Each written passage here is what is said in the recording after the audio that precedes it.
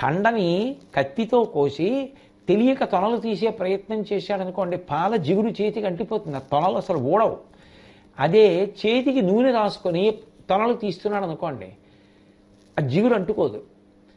ఎవడు శాస్త్రమునకు దైవమునకు వశపడ్డాడో, శాస్త్రమునకు గురువునకు వశపడ్డాడో వాడిని అసలు పాపం అంటుకునేటటువంటి అవకాశమే లేదు. ఎందుకు లేదు అంటే వాడు దానితో సంగము చెందడం, దానికి దూరంగా ఉంటాడు. ఆయనకి అసలు మనసు అటువైపు అనురక్తము కాదు. ఎందుకంటే అది గురువుగారు అంగీకరించారు, దైవం అంగీకరించదు, నాకొద్దు. అందుకే పాపమునకు దూరంగా ఉండాలి అంటే తనంత తాను వశపడ్డని నేర్చుకోవాలి. సముద్రానికి చెలియని కట్టు ఉంటుంది. నిజానికి సముద్రం తలుచుకుంటే ఊళ్ళోకి వచ్చేయలేదా పొంగి, కానీ సముద్రం రాదు. ఎందుకు రాదు అంటే తనకి తాను నియమం పెట్టుకుంది. నేను దాటను అంది. ఈ ప్రాంతాన్ని దాటను, అక్కడి వరకే కెరటాలు వెళ్ళి వెనక్కి వచ్చేస్తాయి తప్ప నేను దాటి పొంగి ఊళ్ళోకి వెళ్ళను అంది. ఎన్ని వందల సంవత్సరాలైనా అంతే, సముద్రం అలాగే ఉండిపోయింది. చెలివి కట్ట. మనిషి తనంత తానుగా నియమాన్ని పెట్టుకుంటాడు. ధర్మీచ అర్థీచ కామీచ నాతిచరామి. నేను ధర్మంలో, అర్థంలో, కామంలో ఈమెను అతిక్రమించను. నేను ధర్మాతిక్రమణము చెయ్యను, నేను శాస్త్రాతిక్రమణము చెయ్యను. ఏష ఆదేశ ఏష ఉపదేశ, గురువుగారు చెప్పారు కాబట్టి నేను అటువంటి వాటి జోలికి వెళ్ళను అని తనని తాను నియంత్రించుకోగలిగితే శ్రద్ధావంతుడు. వాడు పాపము జోలికి వెళ్ళాడు. పాపము జోలికి వెడితే ఇక్కడ కాదు పతనం, శరీర పతనానంతరము జీవుడు కూడా నశించిపోతాడు. ఒకటి నరకంలోకి పోవడం, రెండు పునర్జన్మయందు నీచమైనటువంటి ఉపాధుల్లోకి వెళ్ళిపోవడం. వాసనాబలంగా ఏ వ్యసనాలు పట్టుకున్నాడో, ఏ పాపపు పనులు పట్టుకున్నాడో అవే మనసు మళ్ళీ వ్యసనం కింద, వాసన కింద వెళ్ళిపోతుంది. అందుకే చూడండి, అన్నప్రాశన చేసేటప్పుడు అనేక వస్తువులు ఉంచుతారు. ఎందుకు ఉంచుతారు అంటే వాడికి అన్నం పెడితే శరీరం బలం పొందడం మొదలవుతుంది. వాడు ఏం పట్టుకున్నాడు అన్నది వాసనాబలంగా చూస్తారు. చూసి ఒకవేళ వాడు ఏదైనా పట్టుకోకూడనిది పట్టుకుంటున్నాడు అనుకోండి, వాడికి మొదటి నుంచి కూడా అది అభ్యున్నతి కారణం కాదురా, దానికన్నా ఇది అభ్యున్నతి కారణము అని వాడికి మంచి మాట నేర్పి వాసనా బలాన్ని తొలగించే ప్రయత్నం చేస్తారు. అందుకు అన్నప్రాశనలో అవన్నీ పెట్టడం. అన్నం పెడుతూ నోటితో మంచి మాటలు చెప్పి వాసనా బలాన్ని అన్నంతో పాటుగా లోపలికి పంపించి, అన్నమే మనసుగా మారుతుంది కాబట్టి, అన్న వికారమే మనసు కాబట్టి మనసుకున్న వాసనా బలాన్ని పోగొట్టి వాడిని సత్పురుషుడిగా తయారు చేయడానికి ప్రయత్నం చేస్తారు. కాబట్టి పాపం అనేటటువంటిది అంత ప్రమాద హేతువు. అంత ప్రమాద హేతువు అని పాపం గురించి తెలుసుకున్నవాడు పాపం జోలికి వెళ్ళడు. పాపము ఏ కారణము చేత శాశ్వత సుఖ కారణము కాదు. అది అప్పటికి బాగుంటుందంతే, అప్పటికి బాగున్నట్టు అనిపిస్తుంది, కానీ అత్యంత ప్రమాదకరం. పెద్ద నాగుపాము అలా పడుకుని ఉందనుకోండి, అక్కడెక్కడో తల ఉంది, 12 అడుగుల పొడుగుంది నాగుపాము. అసలు ఎప్పుడు చూడలేదు అంత పాము. అంత పాము అలా పడుకుని ఉంది. ఒకనాడు యథార్థంగా నేను అలాగే చూశాను కూడా. అంత పెద్ద పాము ఎండుటాకుల్లో పడుకుని ఉంది. నేను అది చూసి అది ఏదో ఎండుటాకులేమో అనుకున్నాను. కడుపు దగ్గర ఉబ్బి లోపలికెడుతోంది. అప్పుడు చూసి ఇదేదో ఊపిరి పీలుస్తున్నట్టుంది, పాము కాదు కదా అనుకున్నాను. ఎంత అందంగా ఉందో. నేను అనుకున్నాను, ఇదేమిటి ఈ చెట్టు ఆకులు ఎండిపోయిన తర్వాత కింద పడితే ఇంత మంచి రంగులోకి వస్తాయా అనుకుంటున్నాను. చటుక్కున పట్టుకుంటే ఆకింత అందంగా ఉంది ఏమిటని, అందంగా ఉందేమిటన్న ఆలోచన వచ్చి పట్టుకుంటేనే పాము బుసకొట్టి పడగ యువతలకి తీసి కొడుతుంది. అటువంటిది పాపం కూడా అంతే. అప్పటికి బాగుంటుందేమో నీకు, అప్పటికి రుచిగా ఉంటుందేమో, అప్పటికి సుఖంగా ఉంటుందేమో, కానీ ముట్టుకున్నవాడు పాపము చేత గ్రసింపబడతాడు. దానికి ఆ లక్షణం ఉంది. అది గ్రసిస్తుంది. గ్రసించడం అంటే మింగేస్తుంది. పాము కప్పని ఎలా మింగేస్తుందో అలా మింగేస్తుంది. రామకృష్ణ పరమహంస మాటల్లో చెప్పాలంటే అది ఎంత దారుణంగా ఉంటుందంటే, మనసులో ఆ పాపమునందు అనురక్తి నాగుపాం కప్పని పట్టేసింది.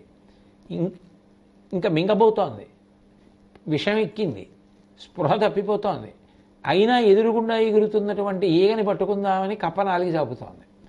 వాడికి అప్పుడు కూడా ఇంకా పాపానురక్తే. ఒకసారి అటువైపుకు వెళ్ళి అది ఆక్రమించేస్తే మనిషిని పుణ్యం వైపుకి అసలు ఆలోచన చెయ్యనివ్వదు. 2 అత్యంత ప్రమాదకరమైన విషయం ఏమిటంటే అదొక అంటువ్యాధిలా త్యాగబుద్ధితో తనని తాను నియంత్రించుకుని పుణ్యం వైపు నిలబడడం అలవాటు పోయి అందరూ క్రమంగా పాపం వైపుకి విరిగిపోయి ఇంద్రియాలతో చెయ్యకూడని పనుల వైపే అనురక్తి ఎక్కువైపోయిందనుకోండి, లోకము శిథిలమైపోతుంది. ఈ మాట నీ చెప్పట్ల, శాస్త్రములు చెప్తున్నాయి.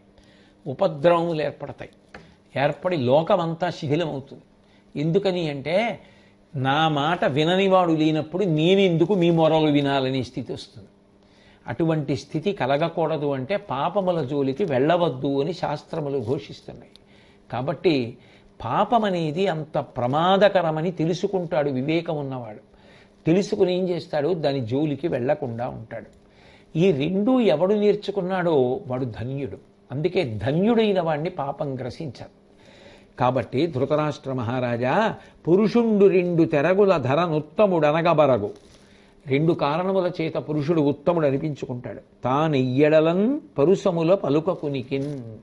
నీ కొడుకు దుర్యోధనుడు, కర్ణుడు, దుశ్శాసనుడు, శకుని తెల్లవారి లేస్తే చేసే పని ఏమిటంటే పరుషంగా మాట్లాడుతుండడం. అది ఏం చేసింది, భారత యుద్ధానికి కారణమైంది. పరమ సౌమ్యంగా మాట్లాడడం ధర్మరాజు గారికి అలవాటు. అది ఆయన గెలుపునకు కారణమైంది, ఆయన కీర్తికి కారణమైంది.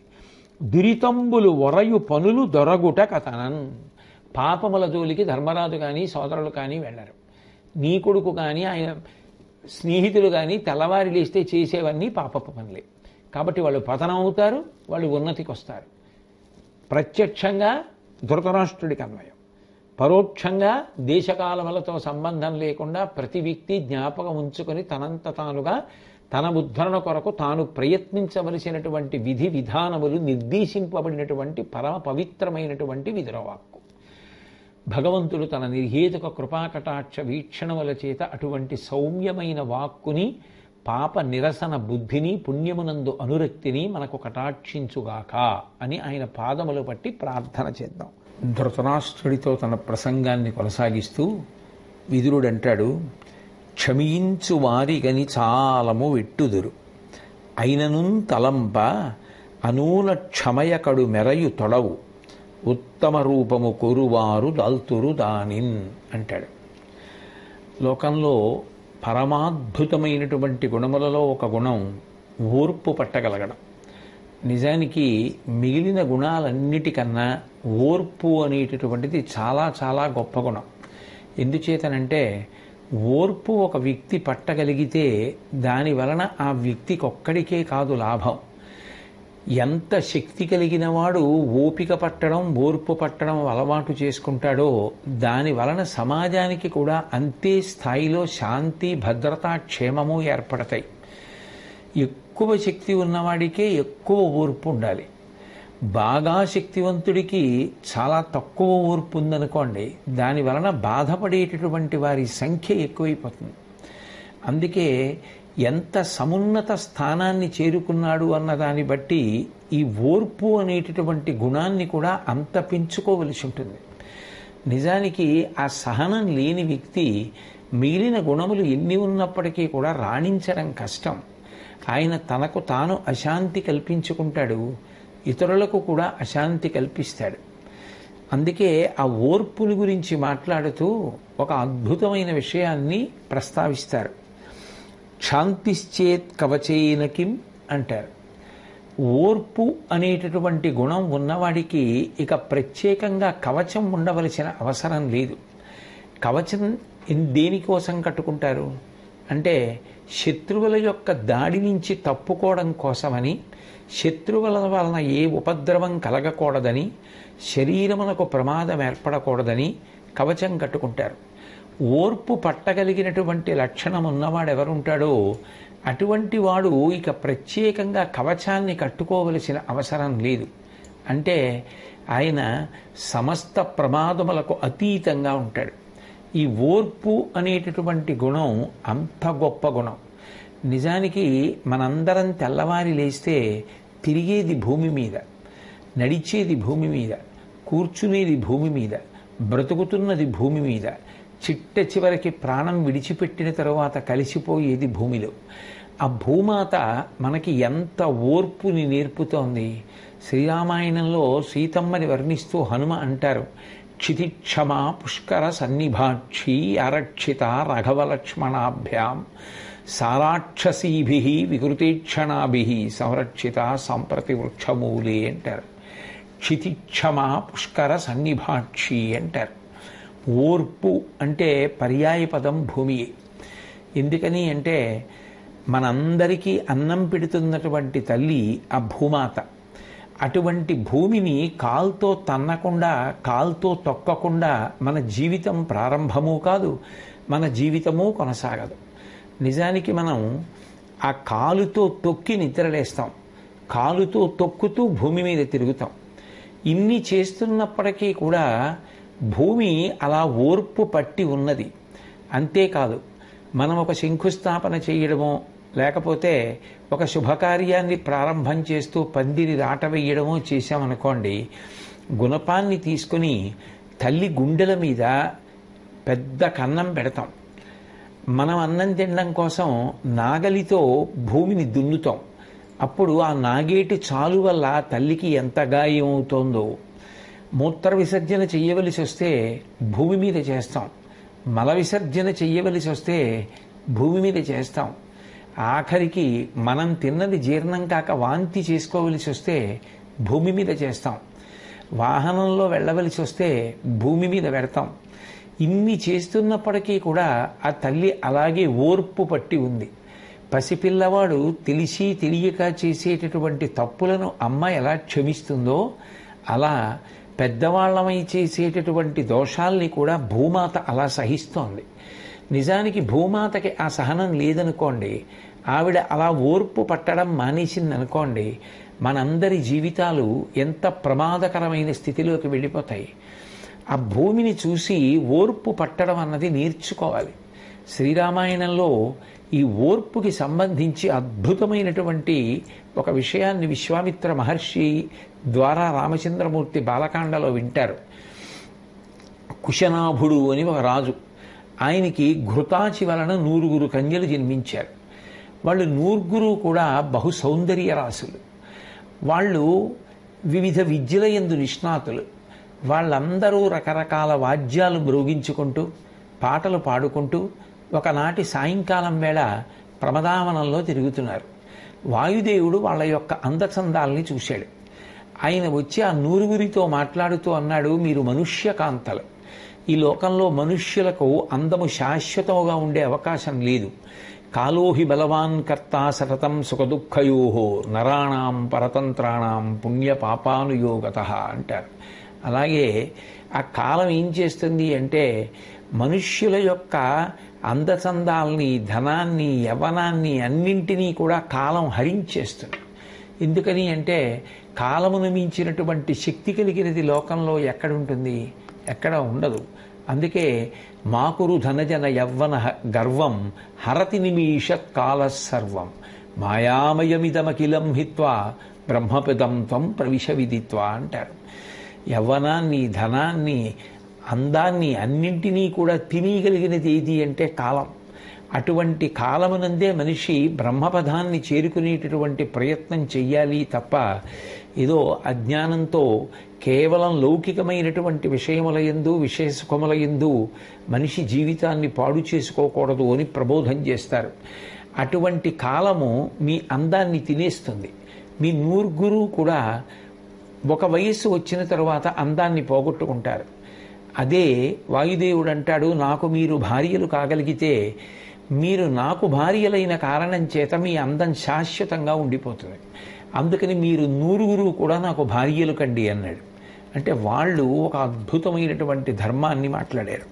వాళ్ళన్నారు, పితాహి ప్రభురస్మాకం పరమం దైవతం హి సహ యస్యనో దాస్యతి పితా సనో భర్త భవిష్యతి అన్నారు.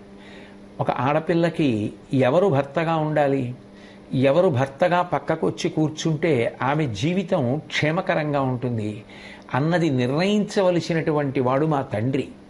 నీకు ఒకవేళ మా 9 వివాహం చేసుకోవాలని సంకల్పం కలిగితే అది నువ్వు మీ నాన్నగారితో మాట్లాడాలి.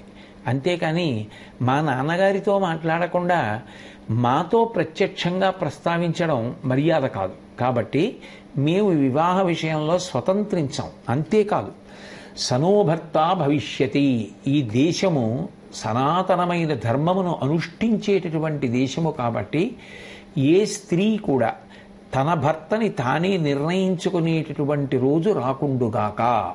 తండ్రి నిర్ణయించాలి తప్ప, తల్లి నిర్ణయించాలి తప్ప, ఏ పిల్లకి ఆ పిల్ల నిర్ణయించుకునే రోజు రాకుండుగాక అని ఆ రోజున కృశనాభుడు, ఘృతాచికి పుట్టినటువంటి ఆ నూర్గురు సౌందర్య రాసులైనటువంటి పిల్లలు జవాబు చెప్పారు.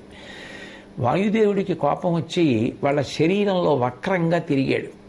ఆ వక్రంగా తిరిగినటువంటి కారణం చేత వాళ్ళందరి యొక్క సంధిబంధములు సడలిపోయి గూని వచ్చిన వాళ్ళు ఎలా ఉంటారో అలా అయిపోయి నేల మీద పడి పాకుతూ వాళ్ళందరూ అంతఃపురంలోకి వచ్చారు.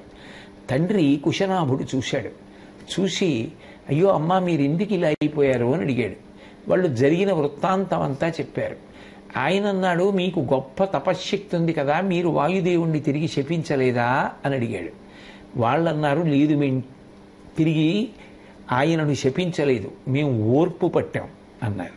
అప్పుడు కుశనాభుడు వాళ్ళ యొక్క ఓర్పుని చూసి సంతోషించి ఒక మాట అన్నాడు.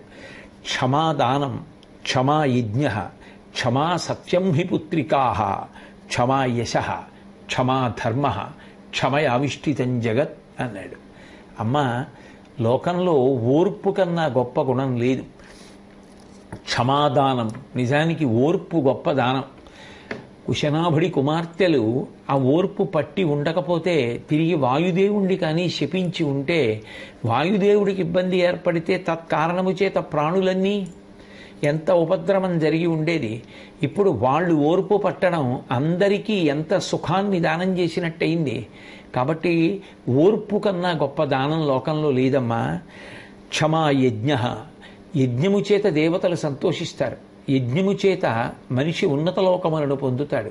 యజ్ఞము చేత ఇహమునందు కార్యసిద్ధి కలుగుతుంది. యజ్ఞము చేత లోక కళ్యాణం అవుతుంది. ఓర్పు అన్న సుగుణము ఉంటే శక్తివంతులకు అందరికీ ఉండాలి ఓర్పు. ఆ ఓర్పు చేత ఈ 3 ప్రయోజనములు నెరవేరుతాయి. అందుకని ఓర్పుని మించిన యజ్ఞం లేదమ్మా. క్షమా సత్యం హి పుత్రికా, నిజానికి సత్యమనేటటువంటి గుణము ఓర్పేనమ్మా. క్షమా యశ, ఓర్పు పట్టినవాడెవడో వాడు కీర్తివంతుడవుతాడు తప్ప మిగిలిన గుణములు ఎన్ని ఉన్నా ఓర్పు లేనివాడు కీర్తివంతుడు కాలేడు. క్షమా యశ, క్షమా ధర్మ, ధర్మము అంటే అనుష్ఠించవలసినది కదా. అనుష్ఠించవలసినటువంటి గుణముగా ధర్మము పేర్కొనబడినప్పుడు అందులో అత్యుత్తమమైనటువంటిది ఓర్పు పట్టడమే కదా. అందుకే ధర్మము అంటే వేరొకటి కాదమ్మా, ఓర్పు పట్టడమే ధర్మం. క్షమయావిష్ఠితం జగత్, నిజానికి వ్యక్తులు ఓర్పు పట్టణంలోనే ఈ విశ్వమంతా నిలబడి ఉంది. ఎవరి మానాన వాళ్ళు కోపం తెచ్చుకొని ఆ కోపంతో అవతల వారి మీద తెగబడడం ప్రారంభం చేస్తే అసలు ఈ విశ్వం ఎక్కడుంటుంది? అందున శక్తివంతులైనటువంటి వారు ఓర్పుని కోల్పోతే దాని వలన ఎంత ఉపద్రవాలు జరుగుతాయి. అందరికన్నా ఓర్పు అత్యంత ప్రధానం ఎవరికి అంటే అత్యంత అధికారము కలిగిన వారు, అత్యంత సమర్థులైన వారు, అత్యంత శక్తివంతులు ఎవరుంటారో వారి యందే ఓర్పు ఉండాలి. వారి యందు ఓర్పు లేదనుకోండి, అది ప్రమాదకరమైనటువంటి లక్షణముగా పొటమరించి మిగిలిన గుణములన్నింటినీ కూడా తుడిచిపెట్టేస్తుంది. వారి వలన ఎక్కువ ఉపద్రవం జరిగే అవకాశం ఉంటుంది. సామాన్యులకు కూడా ఓర్పు అన్న గుణం ఉండి తీరాలి. ఆ సహనము లేకపోతే చాలా చాలా ప్రమాదం. అందుకే ఆయన అంటాడు, అలంకారోహినారీణాం క్షమాతు పురుషస్యవా. అమ్మ, నిజానికి స్త్రీలకు గొప్ప ఆభరణము ఆ ఓర్పు. స్త్రీలకే కాదమ్మా, పురుషులకు కూడా, పురుషుడికి కూడా ఓర్పు ఉండాలి. సహనం విషయంలో స్త్రీ పురుష వివక్ష లేదు, ఇద్దరూ ఓర్పు కలిగిన వారై ఉండాలి లోకంలో అంటాడు. ఆ ఓర్పు యొక్క గొప్పతనం గురించి మాట్లాడుతూ ధౌమ్యుడు పాండవులతో అత్యంత సారవంతమైన విషయాన్ని ప్రతిపాదన చేస్తాడు. పాండవులు అజ్ఞాతవాసం చేయడానికి విరాట నగరంలోకి ప్రవేశిస్తున్నారు. ఇత పూర్వం ఎవరిని కొలిచి ఎరగనటువంటి వారు. ఇప్పుడు వారు అజ్ఞాతవాసం పూర్తి చేసుకోవడం కోసమని 1 సంవత్సరం పాటు విరాటరాజు గారిని సేవించవలసి ఉంది.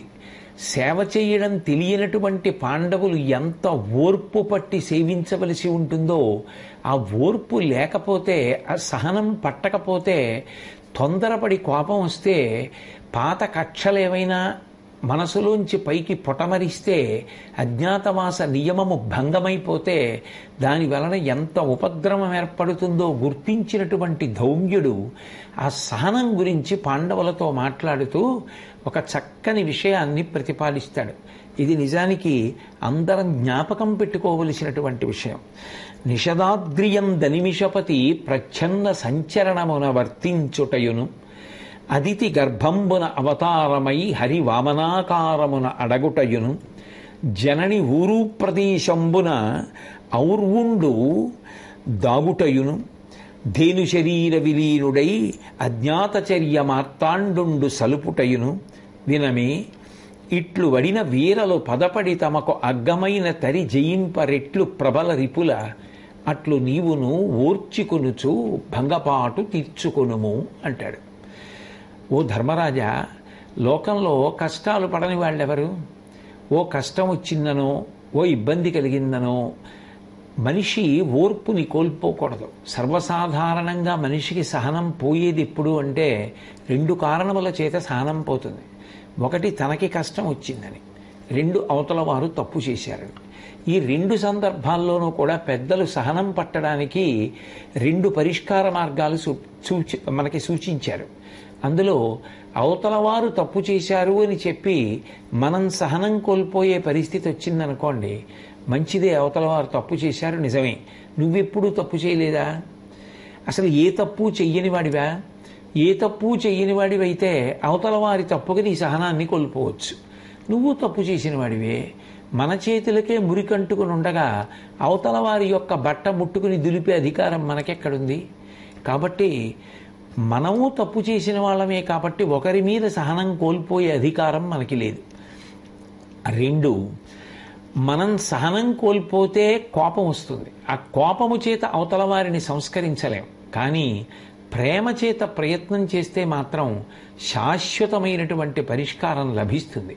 అందుకే సహనము వదలడం చేత వచ్చే కోపము వలన లభించే పరిష్కారం కన్నా సహనాన్ని పట్టి కోపాన్ని వదిలిపెడితే ఏర్పడే ప్రేమ వలన సాధించేటటువంటి పరిష్కారం శాశ్వతమైనటువంటిది. 2, మనకి కష్టాలు వస్తే ఓర్పుని కోల్పోతాం. నిజానికి కష్టపడని వాళ్ళు లోకంలో ఎవరున్నారు? ఎంతటి మహాత్ములు కష్టపడ్డారు. చంద్రశేఖరేంద్ర సరస్వతి మహాస్వామి వారిని వైద్యులు పరీక్ష చేయడానికి వెడితే ఆయన వాళ్ళ వంక చూసి ఒక మాట అన్నారు, మీరు నా శరీరాన్ని పరీక్ష చేసి నాకు ఏ రుగ్మతలు ఉన్నాయో చెప్పాలని అనుకుంటున్నారు. నాకున్న రుగ్మతలు నాకే తెలుసు.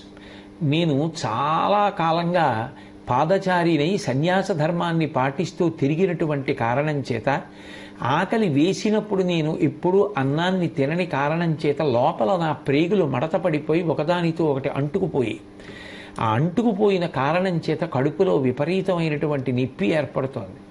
2, నాకు ఒక కన్ను సరిగ్గా కనపడదు అని, అలాగే దంతములకు ఏర్పడిన సమస్య, ఇవన్నీ కూడా ఆయన తనకు ఉన్నటువంటి సమస్యలు తానే ముందు చెప్పారు. ఇన్ని సమస్యలు ఉన్నటువంటి వ్యక్తి అవతల వారి సమస్యల్ని చిరునవ్వుతో విని పరిష్కారం చెప్పడమే తప్ప తాను సహనం కోల్పోయినటువంటి సందర్భం మాత్రం ఎన్నడూ లేదు. మహాత్ములకు కష్టాలు రాలేదా? రామకృష్ణ పరమహంసకి కంఠంలో రాచపుండు పుట్టింది. భగవాన్ రమణ మహర్షి తిరువణ్ణామలై వారికి సర్కోమా వ్యాధి వచ్చింది. ఎందరో పెద్దలు ఎన్నో రకములైనటువంటి వ్యాధులతో బాధపడ్డారు. శంకర భగవత్పాదులంతటి వారి మీద ప్రయోగం చేస్తే వారికి భంగతర వ్యాధి వచ్చింది. ఎందరో ఎన్నో కష్టములు పడ్డారు. సీతమ్మ కష్టాలు పడలేదా? రాముడు కష్టాలు పడలేదా?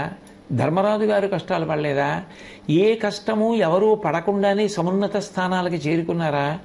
మహాత్ముల యొక్క జీవిత చరిత్రలు దేనికి చదువుతారు అంటే, ఆ జీవిత చరిత్ర చదివినప్పుడు ఓ సంఘటనలను పాఠములుగా చేసుకుని వీరి ఇంత స్థాయికి దిగారా అని అర్థమవుతుంది. నెల్సన్ మండేలా జీవిత చరిత్ర చదివితే ఆయనకి ఇంత ఓర్పు ఎక్కడి నుంచి వచ్చింది అనిపిస్తుంది. ఆయనకి ఓర్పు రావడానికి చిన్నతనంలో జరిగినటువంటి ఒక్క సంఘటన కారణమైంది. పిల్లలందరూ ఆడుకునేటప్పుడు వాళ్ళు మేపుతున్న గేదెలలో ఒక గేదెని తీసుకొచ్చి ఆ గేదె మీదకి ఎక్కి కూర్చుని అలా తిరిగి వస్తూ ఉండేవారు. అలా తిరిగి రావడంలో నెల్సన్ మండేలా వంతు వచ్చింది. ఆయన ఆ గేదె మీద ఎక్కి కూర్చున్నారు. ఆ గేదెకి ఏం కోపం వచ్చిందో తెలియదు, మిగిలిన వాళ్ళని తిప్పి తీసుకొచ్చింది. ఈయన ఎక్కిన తరువాత భయంకరమైనటువంటి ముళ్ళున్న పొదలోకి తీసుకెళ్ళి ఈయనకి ఆ ముళ్ళు బాగా గీసుకుపోయేటట్టుగా తాను వంగి నడుస్తూ ఈయన్ని ముళ్ళ పొదలో పారేసి ఆ గేది బయటికి వెళ్ళిపోయింది. స్నేహితులందరూ గబగబా వచ్చి మండేలాని బయటికి లాగారు. అప్పటికే ఒళ్ళంతా ముళ్ళు గుచ్చుకుపోయిన కారణం చేత రక్తస్రావం అవుతూ నొప్పితో ఆయన బాధపడుతున్నారు. చుట్టూ చేరినటువంటి స్నేహితుల్లో కొంతమంది నవ్వుతూ, కొంతమంది బాధతో, అయ్యో ఇదేమిటి గేది ఇంతమంది నెక్కించుకు తిరిగింది, నువ్వెక్కినప్పుడు మాత్రం పట్టుకెళ్ళి ముళ్ళపొదలో పారేసిందని అడిగారు.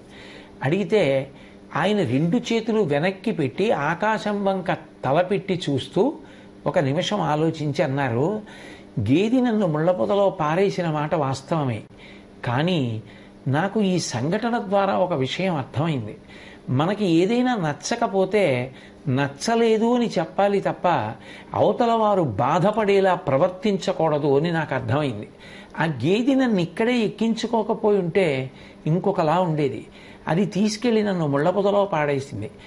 జీవితంలో ఎప్పుడైనా కష్టాలు ఎదురైతే ఓర్పు పట్టాలి తప్ప మన మీద ఎవరైనా ఏదైనా ప్రవర్తించకూడని రీతిలో ప్రవర్తించినా అది వారు తెలుసుకునేటట్టుగా మన నడవడి ఉండాలి తప్ప మనం అవతల వారు బాధపడేలా ప్రవర్తించకూడదు, ఓర్పు పట్టాలని తెలుసుకున్నానన్నారు. అదే ఆయన జీవితంలో స్వర్ణకిరీటమై నిలబడింది. ఓర్పుకి మారుపేరు నెల్సన్ మండేలా అయ్యారు. కాబట్టి కష్టాలు వచ్చిన వాళ్ళు జీవితంలో ఎంతమంది ఉన్నారు? వాళ్ళ కష్టాలతో పోలిస్తే నిజానికి మనం పడే కష్టాలు ఏ పాటి? మనిషికి కష్టాలన్నిటిలోకి పెద్ద కష్టం ఏమిటి అంటే కష్టం చెప్పుకోవడానికి పక్కన మనిషి లేకపోవడం. శ్రీరామాయణంలో సీతమ్మకి పక్కన కష్టం చెప్పుకోవడానికి ఎవరున్నారు? ఎవ్వరూ లేరు. ఎవ్వరూ లేకపోయినా తల్లి తట్టుకోలేదా? మనిషి ఊరట పొందడానికి, మనిషి ఊంచుకోవడానికి, మనిషి జీవితంలో వృద్ధిలోకి రావడానికి పౌరాణిక గాథలు వచ్చాయి. యథార్థముగా జరిగిన విషయములు ఇతిహాసములై మనకి ఋషుల చేత అందింపబడ్డాయి తప్ప అవి కల్పింపబడిన కథలు కాదు. కేవలం కాలక్షేపం చేయడం కోసం చదువుకునేవి కావు.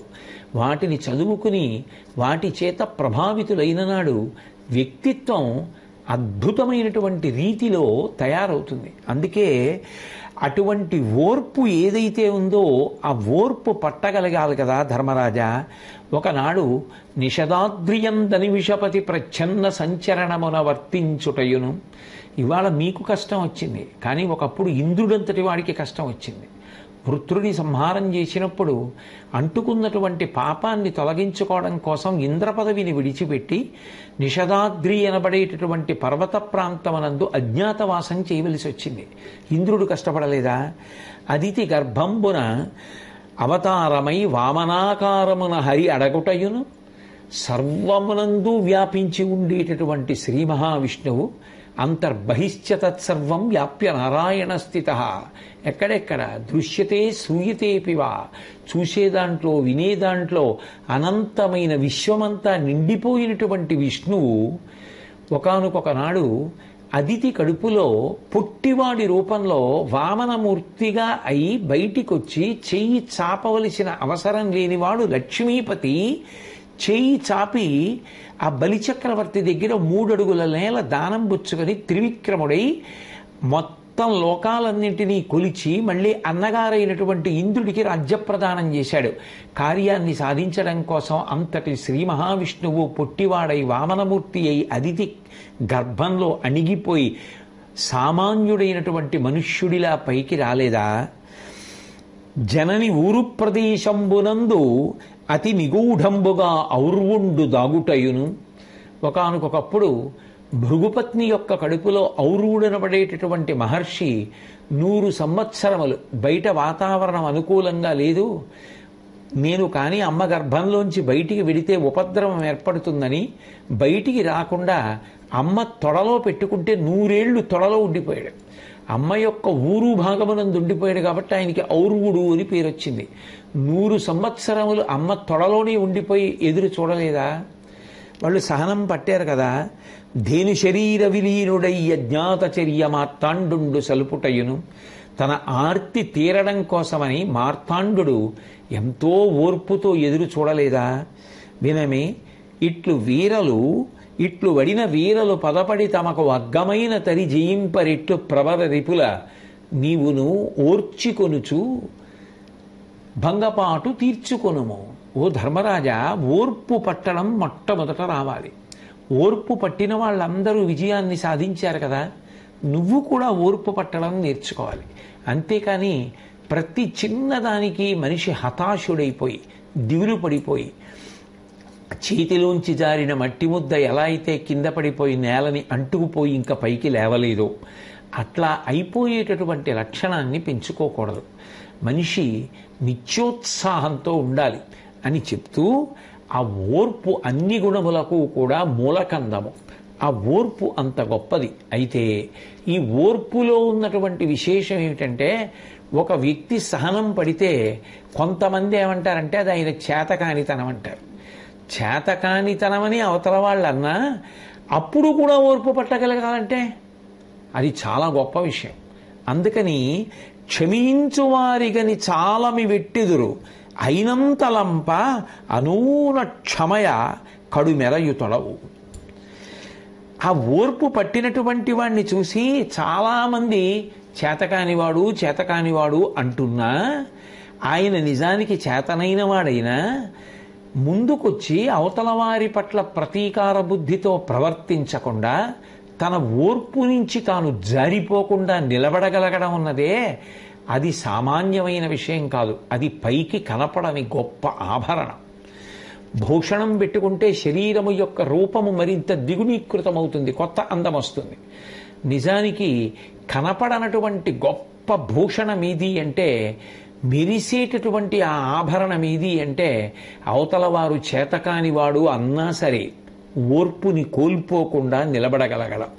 ఉత్తమ రూపంబు కోరువారు దల్తురుదాని, చాలా ఉత్తముడు అని అనిపించుకోవాలనుకున్న వాళ్ళు ఆభూషణాన్ని పెట్టుకుంటారు. చాలా అందంగా ఉన్నాడు అనిపించుకోవాలంటే అంత గొప్ప భూషణాన్ని పెట్టుకున్నట్టు, చాలా గొప్ప భూషణాన్ని పెట్టుకున్నాడు అనుకోండి, అందరి దృష్టి అటువైపుకి తిరుగుతుంది. అబ్బా, ఆయన ఎంత పెద్ద ఆభరణం పెట్టుకున్నాడో, ఎంత బాగున్నాడో అంటారు.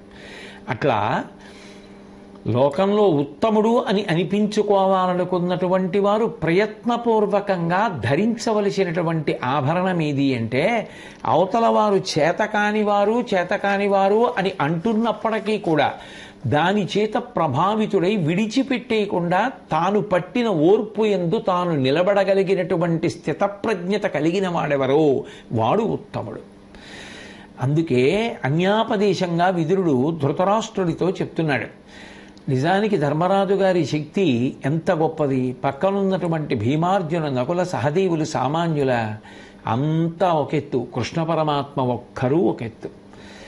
సాక్షాత్ పరిపూర్ణావతారం భగవంతుడైనటువంటి కృష్ణ పరమాత్మయే వాళ్ళకండగా ఉన్నాడు.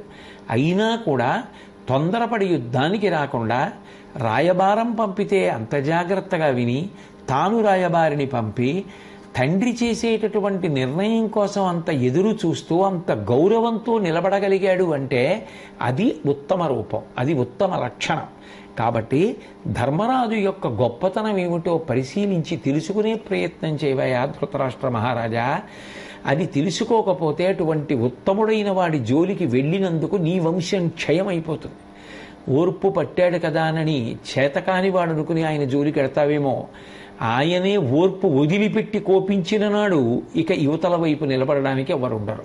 కాబట్టి ఆ గుణము యొక్క ప్రభావాన్ని, ఆ గుణము యొక్క శక్తిని నువ్వు సక్రమంగా అర్థం చేసుకునే ప్రయత్నం చెయ్యని ప్రత్యక్షంగా ధార్తరాష్ట్రులకు ధర్మరాజుకు సంబంధించినటువంటి అన్వయంగా మాట్లాడుతూ, పరోక్షంగా దేశకాలములతో సంబంధం లేకుండా ప్రతి వ్యక్తి జీవితంలో తెలుసుకుని అనుష్ఠాన పర్యంతంలోకి తెచ్చుకోవలసినటువంటి పరమోత్కృష్టమైనటువంటి గుణము సహనము అని ప్రతిపాదన చేస్తూ విదురుడు చెప్పినటువంటి పరమాద్భుతమైన హితవాక్కు. అలాగే తరువాత అంటాడు, చెల్లియుండి సైరణ సెయ్యునతడు పెదవడియును అర్ధికి ప్రియముతోడ తనకు కల భంగి ఇచ్చునతండు పుణ్యపురుషులని చెప్పి రారుయులు కురువరీణ్య అంటాడు. అసలు లోకంలో ఎవరు పుణ్యపురుషులు అని ఆలోచించవలసి వస్తే 2 లక్షణములు కలిగిన వాడెవరో ఆయన పుణ్యపురుషుడు. ఏవి ఆ లక్షణాలు అంటే, చెల్లియుండి సైరణ చెయ్యునతడు. సహనమునకు కొనసాగింపుగానే మాట్లాడుతున్నాడు. తనకి శక్తి ఉంది, నిజానికి తన పట్ల అపకారం చేసిన వాడెవరో, తన పట్ల దోషం చేసిన వాడెవరో, తనకి హాని చేసిన వాడెవరో వాళ్ళ మీద ప్రతీకారం తీర్చుకోవడం కష్టమేం కాదు. ఆయన ప్రతీకారం తీర్చుకోగలడు. కానీ ప్రతీకారం తీర్చుకోగలిగి ఉండి, శక్తి ఉండి కూడా సహనం పట్టి తొందరపడి అవతలవాడికి అపకారం జరగకుండా తాను కాపాడుతూ అవతలవాడు మారతాడేమోనని అవకాశం ఇవ్వగలిగిన వాడు ఉంటాడే, వాడు పుణ్యపురుషుడు.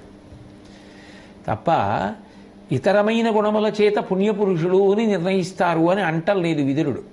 పుణ్యపురుషుడు అవడానికి ప్రధాన లక్షణం ఇది అయి ఉండాలి.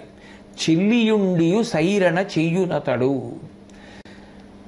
రామాయణంలో సీతమ్మ ఆ వచ్చినటువంటి రావణాసురుడితో మాట్లాడుతూ అంటుంది, వధంచా నిశ్చితా ఘోరం తయాసౌ పురుషర్షభ విదిత సహి ధర్మజ్ఞ శరణాగతవత్సవ అంటుంది. నిజానికి రాముడు రావణాసురుణ్ణి చంపేయాలి అని అనుకున్నాడు అనుకోండి, ఆయనకి ఎన్నో అవకాశాలు వచ్చాయి. అది ఆయనకి కష్టమేం కాదు. ఒకప్పుడు రామరావణ యుద్ధం జరుగుతుండగా బడలిపోయి రావణాసురుడు దొరికిపోయాడు రాముడికి. అయినా అవకాశం ఇచ్చాడు. మనిషిని చంపేయడం కాదు గొప్ప, మనిషి మనసు మార్చడం గొప్ప. మనిషి మనసు మారాలి, దానికోసం నేడు పోయి రేపు రమ్ము అన్నాడు. మళ్ళీ ఇంటికి వెళ్ళి ఏమైనా మారుతాడేమో, ఇంతమంది మరణించాడు, తమ్ముడు పోయాడు, కొడుకు పోయాడు, సైన్యం పోయింది, ఇంతమంది మరణించిన తర్వాత నాకెందుకు ఈ మంకుతనం అని కామం వదిలిపెడతాడేమో చూద్దామని అవకాశం ఇచ్చాడు. అయినా మారకపోతే ఇక ఇంతకన్నా మార్గం లేదు అని చెప్పి అప్పుడు సంహరించాడు తప్ప, నిజానికి రాముడు ఎంత అవకాశం ఇచ్చాడు. అదే అంటుంది సీతమ్మ, రాముడు శరణాగత వత్సలుడు. నీ తప్పు నువ్వు అంగీకరించి ఒక్కసారి రాముడి దగ్గరికి వెళ్ళి, రామా నాది దోషమైంది, నన్ను మన్నించండి అని అనగలిగితే వెంటనే నువ్వు చేసిన దోషాన్ని మరిచిపోయి అంగీకరించి నువ్వు చేసినటువంటి తప్పుని క్షమించగలిగినటువంటి ఉదారుడు. ఆయన ప్రతిజ్ఞ చేశాడు యుద్ధకాండలో, సహృదేవ ప్రపన్నాయ తవాస్మీతి యాచతే అభయం సర్వభూతేభ్యో దదామ్యే తద్వ్రతం మమ అంటాడు. రామా నేను నీవాడను అని ఎవరన్నాడో అటువంటి వాడిని అందరినీ కూడా నేను పట్టి కాపాడతానన్నాడు. అయినప్పుడు రావణాసురుడు నిజంగా ఆ మాట రాముడి దగ్గరికి వెళ్ళి అని ఉంటే రాముడు నిస్సందేహంగా కాపాడి ఉండేవాడు.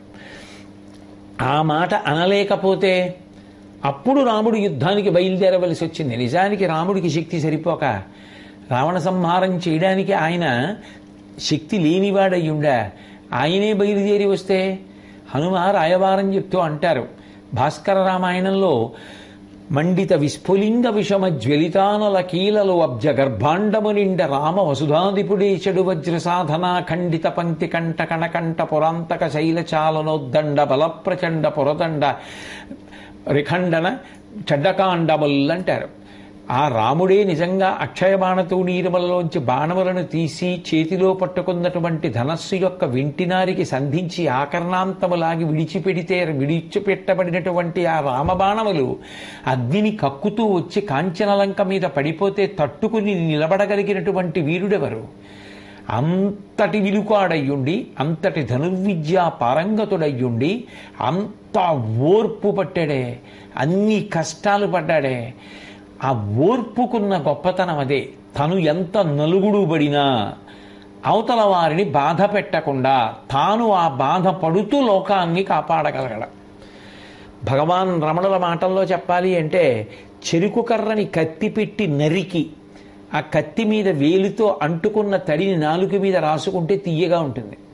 కత్తి పెట్టి నరికిన, పళ్ళ మధ్య పెట్టి కొరికిన, మరలో పెట్టి తిప్పిన చెరుకు కర్ర తీయటి వాసన తీయటి రుచితో కూడిన ద్రవాన్ని వదిలిపెడుతుంది తప్ప నన్నింత బాధ పెట్టారు అని చెప్పి చెరుకు కర్ర చేదు రసాన్ని విడిచిపెట్టదు. ఓర్పు పట్టడం మహాత్ముల యొక్క లక్షణం. వాళ్ళు ఎంత గొప్ప వాళ్ళైనా కావచ్చు, కానీ అది తమకు తగిన విషయమేనా, వాళ్ళు అలా ఉంటే తమకు అప్రతిష్ట రాదా అని కూడా చూడకుండా అందరినీ ఆదరించగలగడం వాళ్ళ గొప్పతనం. చందనపు వృక్షం ఉందనుకోండి, గంధపు చెట్టు. ఆ గంధపు చెట్టు యొక్క తొర్రలో పాములు పడుకుంటాయి. ఆ గంధపు చెట్టు యొక్క పువ్వుల మీద భ్రమరమలు వాళ్తాయి. ఆ చెట్టు పైన గూళ్ళు కట్టి పక్షులు ఉంటాయి. అంటే అంత గొప్ప చందనపు చెట్టు. దాని నెత్తి మీద పక్షులు, దాని పువ్వుల మీద తుమ్మెదలు, దాని పాదాల దగ్గర నాగుపాములు. అయినా అది కదలకుండా అలాగే ఉందా లేదా? పర్వతాల మీద పెద్ద పులులు ఉంటాయి, ఏనుగులుంటాయి, అరణ్యాలుంటాయి. ఆఖరికి అంత గొప్ప పర్వతానికి బొర్రు చేసి లోపలికెళ్ళి నివసించే ఎలుకలుంటాయి. అయినా కొండ ఓర్పు పడుతోందా లేదా? సముద్రం దగ్గరికి వెళ్ళి అలా నిలబడితే కెరటం వచ్చి కాళ్ళు కడుగుతుంది. తెలియక ఇంత సముద్రుడు నా కాళ్ళు కడిగాడన్నా నవ్వి ఊరుకుంటాడు తప్ప పొంగి పొరలి వచ్చి అన్నవాణ్ణి లోపలికి తీసుకుపోడు సముద్రుడు. ఓర్పు పట్టుతోంది కాబట్టి లోకం, పంచభూతములు ఈ లోకం నిలబడింది. ఎవరికి వారు ఓర్పు తప్పితే?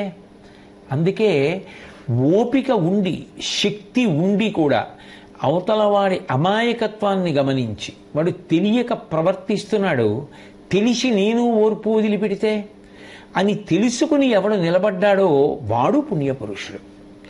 వాడా చిలీలి కట్ట దాటిపోతే, వాడా ఓర్పుని వదిలిపెట్టేస్తే లోకం ఏమైపోతుంది? ఎంత భగవంతుని యొక్క ఓర్పు! నిజానికి ఆయన కన్నా ఓర్పు ఉన్నవాడు ఎవరుంటాడు? ఎన్ని జన్మలు ఇస్తున్నాడు, ఎన్ని శరీరాలు ఇస్తున్నాడు, ఎన్ని గ్రంథాలు, ఎంతమంది గురువులు, ఎంత బుద్ధి నేర్పేవారు, ఎన్ని విషయాలు. మారతాడేమో, పుణ్యం చేసుకుంటాడేమో, భగవంతుడి వైపుకి అడుగులు వేస్తాడేమో, జీవితాన్ని వాడికి వాడు దిద్దుకుంటాడేమో, ఎన్ని అవకాశాలు ఇస్తున్నాడు మహానుభావుడు. కాబట్టి ఆ శక్తి ఉండి కూడా అవతల వాళ్ళ జోలికి వెళ్లకుండా వాళ్ళని రక్షించాలనేటటువంటి విషయంలో కృతకృత్యుడై తన ఓర్పు దాటకుండా నిలబడిన వాడున్నాడే వాడు నిజానికి పుణ్యపురుషుడు. అందుకే చిల్లియుండియు సైరణ చెయ్యునతడు. స్పష్టంగా తెలిసిపోతోంది విదురుడు ఎవరి గురించి మాట్లాడుతున్నాడు. ప్రత్యక్షంగా ధర్మరాజు గురించి. ధర్మరాజు తలుచుకుంటే యుద్ధానికి రాలేడా? భీముడు తలుచుకుంటే దుశ్శాసనుడిని చంపేయలేడా? దుర్యోధనుడి తొడలు వెరగొట్టేయలేడా? ఎందుకంటే అప్పటికే మైత్రేయ మహర్షి శాపం ఉండనే ఉంది కదా. కానీ అర్జునుడు తలుచుకుంటే అంతమంది దేవతల యొక్క అనుగ్రహ విశేషం చేత సంపాదించినటువంటి అస్త్రబలం చేత ఆ కౌరవుల్ని ఇబ్బంది పెట్టలేడా? ఇంతమందితో కలిసి వెళ్ళి ఇంతకుముందు యుద్ధం చేసిన వాళ్ళు ఎలా అయితే కౌరవుల్ని పడగొట్టగలిగారో అలా సంధి లేకుండా, రాయబారం లేకుండా యుద్ధానికి కవ్వింపుతో వెళ్ళలేడా? వెళ్లకుండా ఓర్పు పడుతున్నాడు అంటే, శక్తి ఉన్నా అలా ఎదురు చూస్తున్నాడు అంటే, 5 ఊళ్ళు ఇచ్చినా చాలు అంటున్నాడు అంటే అది చేతకానితనం కాదు. చెల్లియుండియు సైరణ చెయ్యునతడు. ఆయనకి శక్తి ఉండి కూడా అవతలవాడు దోషం చేస్తున్నాడని తెలిసి కూడా ఉపేక్షించాడు, ఓర్పు పట్టాడు. అలా ఓర్పు పట్టకపోతే అసలు లోకం ఎక్కడ నిలబడుతుంది? అంతటి అగ్నిహోత్రుడు వంట చేసి పెట్టడమా మనకి? అంతటి అగ్నిహోత్రుడు స్వాహాకారంతో మనం పదార్థం ఇస్తే దేవతలకు పట్టుకెళ్ళి హవ్యవాహనుడై హవిష్యాన్ని ఇవ్వడమా? పితృదేవతలకి కవ్యాన్ని ఇవ్వడమా? ఎవరికి వారు తమ తమ స్థాయిలో ఎంత గొప్పవారైనా ఓర్పు పట్టి ఉపకారాలు చేస్తున్నారు. అయినప్పుడు ఇన్ని చూసి తెలుసుకోవలసినటువంటి మనిషి తెలుసుకోకపోతే ఎలా? అవతల ధర్మరాజు గారి యొక్క గొప్పతనం ఎంతటిదో తెలుసుకోవలసినటువంటి వాడివి, దుర్యోధనుడి యొక్క చౌకబారుతనం ఎంతటిదో తెలుసుకొనవలసిన వాడివి, తెలుసుకోకపోతే ఎలా ధృతరాష్ట్ర మహారాజా? కాబట్టి ధర్మరాజు పుణ్యపురుషుడు. పుణ్యం ఎక్కడుందో అక్కడ శుభ పరంపరలు ఉంటాయి. కాబట్టి శుభం అంటే విజయం ఎవరికి ఉంటుంది? ధర్మరాజుకు ఉంటుంది. ఆ గుణం లేనే లేదు కదా, ఆ ఓర్పు లేనే లేదు కదా మీకు. ఆ ఓర్పు లేనప్పుడు శుభం ఎక్కడి నుంచి వస్తుంది రమ్మంటే? కాబట్టి చెల్లియుండియు సైరణ చెయ్యునతడు, పేదవడియును అర్ధికి ప్రియముతోడ తనకు కల భంగి నిచ్చునతండు, పుణ్యపురుషులని చెప్పి రావ్యులు కురువరీణ్యా.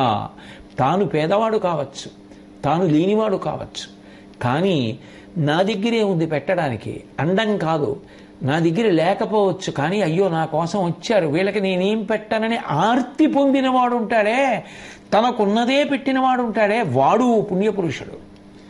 చాలా ఉంది కాబట్టి పెట్టినవాడు కాదు, ఏమీ లేకపోయినా తనకున్నది పెట్టినవాడు ఉన్నాడే, వాడు పుణ్యపురుషుడు.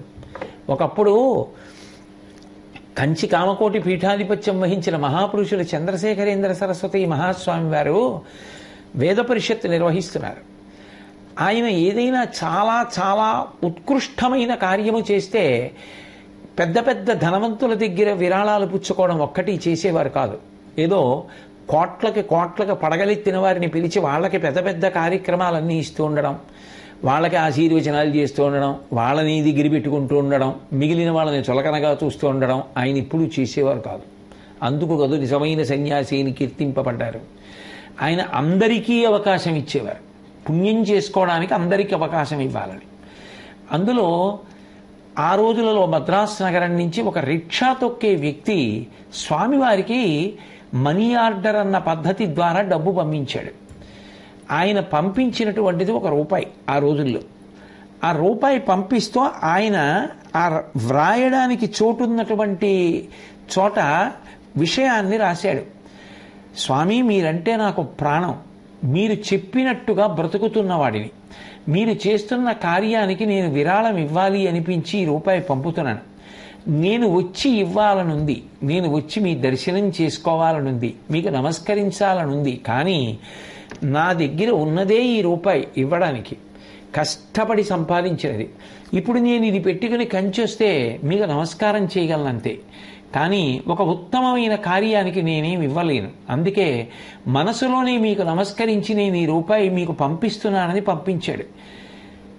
ఏమీ దాచుకోని మహాస్వామి ఆ కాగితం ఒక్కటి దాచుకుని అందరికీ చూపిస్తూ ఉండేవారు, చూడండి అతను ఎంత ధన్యాత్ముడో అని. అంటే తనకి లేదు అని ఇవ్వకపోవడం కాదు, తనకి ఉంది అని ఇవ్వడం కాదు, తనకి లేకపోయినా వచ్చిన వాడికి పెట్టినవాడు ఉన్నాడే, తన దగ్గర ఏముంటే అదే పెట్టినవాడు, వాడు ధన్యాత్ముడు. నిజానికి ఆ గుణం ఎవరిది? ధర్మరాజు గారిది. ధర్మరాజు గారు అరణ్యవాసానికి వెళ్ళినప్పుడు ఆయనతో ఎందరో బ్రాహ్మణులు వెళ్ళిపోయారు. కొన్ని వేల మంది వెళ్ళిపోతే ధౌమ్యుణ్ణి అడిగారు, ఇంతమందికి నేను అన్నం ఎలా పెట్టను, వాళ్ళు అన్నం తినకపోతే నేను ఎలా తట్టుకోనని. అన్నప్రదాత ఆదిత్యుడు సూర్యభగవానుడిని ఉపాసన చేయమన్నాడు ధౌమ్యుడు. గంగానది జలాలలో నిలబడి సూర్యుడిని ఉపాసన చేశాడు. ఆ సూర్యభగవానుడు ఇచ్చినటువంటి అక్షయ పాత్ర వలన ప్రతిరోజు బ్రాహ్మణులందరికీ అన్నం పెడుతుండేవాడు. తనకి లేదు అని పెట్టనివాడు కాడు, తనకి ఎంత ఉన్నదో అది పెట్టినవాడెవరో వాడు గొప్పవాడు. తనకేమీ లేకపోయినా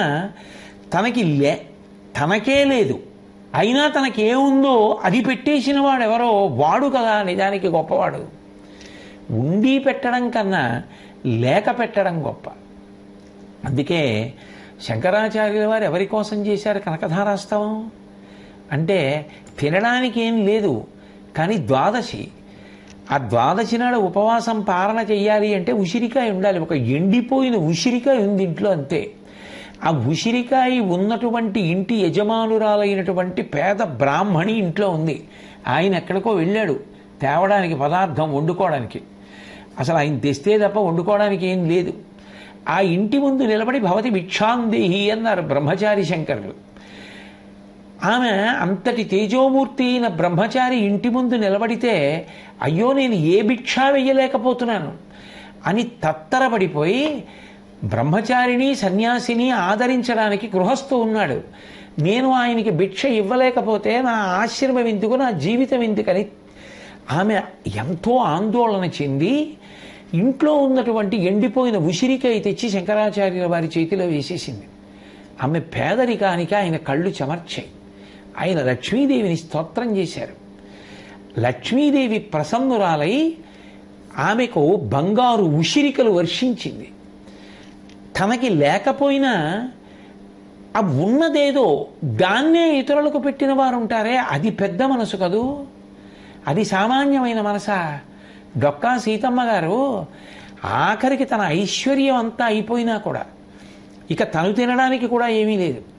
భర్తగారు ఇక ఏమీ లేదు, నువ్వు ఇలా నిరతాన్నదాతవై అన్నదానం చేసేశావు, ఇక మనకేం లేదు డబ్బు అన్నారు. పోన్లేండి పరమేశ్వరుడు ఇస్తాడంది ఆవిడ అని అన్నం పెట్టేసింది.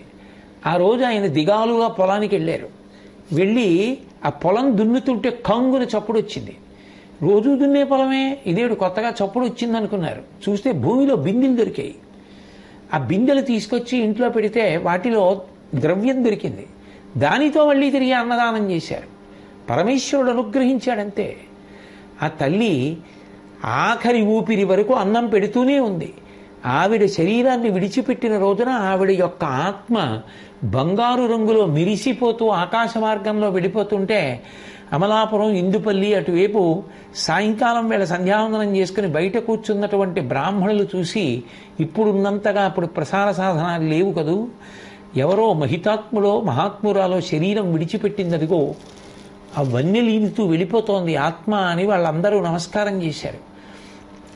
డొక్కా సీతమ్మ గారు పెట్టి తరించలా, ఆఖరికి కడుపు నిండా ఉందమ్మా అంటే చేతిలో చింతకాయ పచ్చడి రాసి పంపిస్తుండేవారు. రంతిదేవుడు మహానుభావుడు, ఆయన తినడానికేమీ లేదు, తాగడానికి మంచినీళ్లున్నాయి. అప్పటికైనా తిని తాగి నెలలైంది. ఆ మంచినీళ్లు తాగుదాం అనుకుంటుంటే ఎవరో ఒక వ్యక్తి వచ్చాడు. ఆకలితో తాళలేకపోతున్నాను, నాకేమైనా పెట్టమన్నాడు. ఆయన మంచినీళ్లున్నాయి తాగు అనలేదు, తను పెట్టలేకపోతున్నది ముందు చెప్పారు. అన్నము లేదు, కొన్ని మధురాంబువులున్నవి త్రావుమన్నా రావన్నా, ఎల్ల శరీరధారులకు ఆపద కలిగిన వారి ఆపదల్ గ్రంథనమాన్పి, వారికి సుఖంబులు చేయుట కంటే నుండు మేలున్నదే, నాకు దిక్కు పురుషోత్తముడొక్కడి సొమ్ము పుల్కసా అని ఆ ఉన్న నీళ్ళు ఆయనకి ఇచ్చేశారు. దేవతలందరూ ప్రత్యక్షమయ్యారు, అనుగ్రహించారు. పిట్టుగుణం మనిషిని కాపాడుతుంది. ఇక్కడ దాచుకున్నది ఇక్కడే, ఇక్కడ ఇలా పెట్టిందేదో అదే పుణ్యమై వెంటొస్తుంది. తనకి లేకపోయినా ఉన్నదే నలుగురితో పంచుకు తిన్నవాడు ఇంకొకరికి పెట్టాలని తాపత్రయంతో ఉండాలి అంటే ఇందులో ఉన్నది అందులో ఉన్నది ఒక్కటే అని అవతలవాడి బాధ తన బాధగా భావించగలిగిన వాడెవరో వాడే పెట్టగలడు తప్ప నా కడుపు నిండితే చాలు, నేను బాగుంటే చాలు, అవతలవాడు ఎంత ఆకలి కేకలేసి కళ్ళు తిరిగి పడిపోయినా నాకు సంబంధం లేదనుకోగలిగినటువంటి కఠినాత్ముడు ఎవరికీ ఏమీ పెట్టలేడు. వాడు ఉన్నవాడేమో కానీ పెట్టగలిగినవాడు కాదు. పెట్టగలిగిన వాడెవరు అంటే ఆ ప్రేమాస్పదమైనటువంటి మనసు కలిగిన వాడెవరో వాడు పెట్టగలడు. అందుకే అలా పెట్టిన వాడెవరో వాడు చిరంజీవి అయి నిలబడిపోతాడు తప్ప నిజానికి దాచుకున్న వాళ్ళందరూ తమ వెంట పట్టుకెళ్ళారా. తల్లి గర్భము నుండి ధనము తేడెవ్వడు, వెళ్ళిపోయడినాడు వెంటరాదు, లక్షాధికారైన లవణమన్నమే కాని మెరుగు బంగారంబు మింగబురోడు, పొందుగా మెరుగైన భూమిలోపల పెట్టి దానధర్మము లేక దాచి దాచి తుదకు దొంగలకిత్తురో దొరలకౌనో, తేనె జుంటీగలీయవా తెరువరులకు, భూషణ వికాస శ్రీధర్మపుర నివాస దుష్ట సంహార నరసింహ దురిత దూర అంటారు. తల్లి కడుపులోంచి వచ్చేటప్పుడు తెచ్చింది లేదు, వెళ్ళిపోయేటప్పుడు పట్టుకుపోయేది లేదు. లక్షాధికారైనా ఉప్పు వేసిన అన్నం తినాలి తప్ప లక్షాధికారైన లవణమన్నమే కాని మెరుగు బంగారంబు మింగబోడు. లక్షాధికారి అయితే మెరుగు బంగారం మిగుతాడా ఏమి? వాడు మాత్రం ఉప్పు కారం అన్నమే తినాలి. ఆఖరికి దాచుకున్న తేనెటీగల దగ్గర ఉన్న తేనె ఇతరులు తీసుకుపోయారు. కానీ ఎవడు ఇంకొకడికి పెట్టడం అలవాటుగా ఉన్నాడో వాడు పుణ్యాత్ముడై ఉన్నతమైనటువంటి జన్మలు పొందుతున్నాడు. వాడు చేసిన పుణ్యం వాడిని కాపాడుతోంది. కాబట్టి లోకంలో ఎవరి పేరు చిరస్థాయిగా నిలబడిపోతుంది అంటే ఇచ్చిన వాడి పేరు నిలబడుతుంది. ఇది నాది అని చెప్పిన వాడి పేరు నిలబడేది కాదు. రామకృష్ణ పరమహంస దగ్గరికి వెళ్ళి శిష్యుడు ఒకడు అడిగాడు, భగవంతుడు పకపక పకపక నవ్వుతాడా గట్టిగా ఎప్పుడైనా? అంత సమయం ఉంటుందా ఆయనకి అని అడిగాడు. అసలు భగవంతుడు ఎప్పుడూ పకపక పకపక నవ్వుతూనే ఉంటాడన్నారు పరమహంస. అంటే ఆయన అన్నాడు, అదేమిటి, ఎందుకు ఆయన నవ్వుతూ ఉంటాడని అడిగారు. అడిగితే పరమహంస అన్నారు, ఈ భూమి మీదకి కొన్ని కోట్ల మంది వచ్చారు, మేము రాజులం అన్నారు, ఇవి మా సరిహద్దులు అన్నారు, ఇవి మా రాజ్యాలు అన్నారు, ఈ పొలం నాది అన్నాడు, ఈ స్థలం నాది అన్నాడు. అలా అన్న వాళ్ళందరూ వెళ్ళిపోయారు. ఈ భూమి అలాగే ఉండిపోయింది.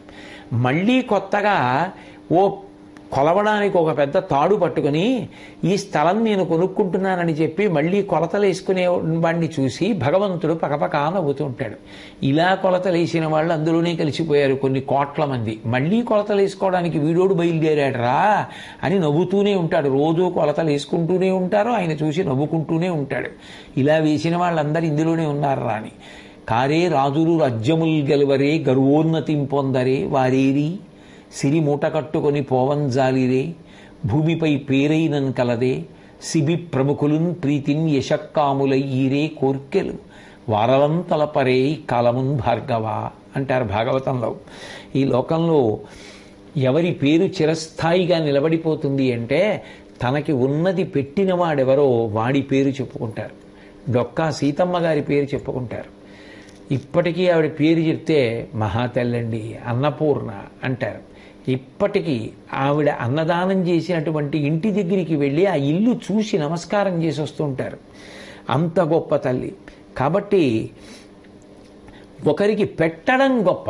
పెట్టడం గొప్పలో కూడా ఈ దేశానికి ఉన్న గొప్పతనం ఏమిటంటే వాడికి లేదని పెట్టరు.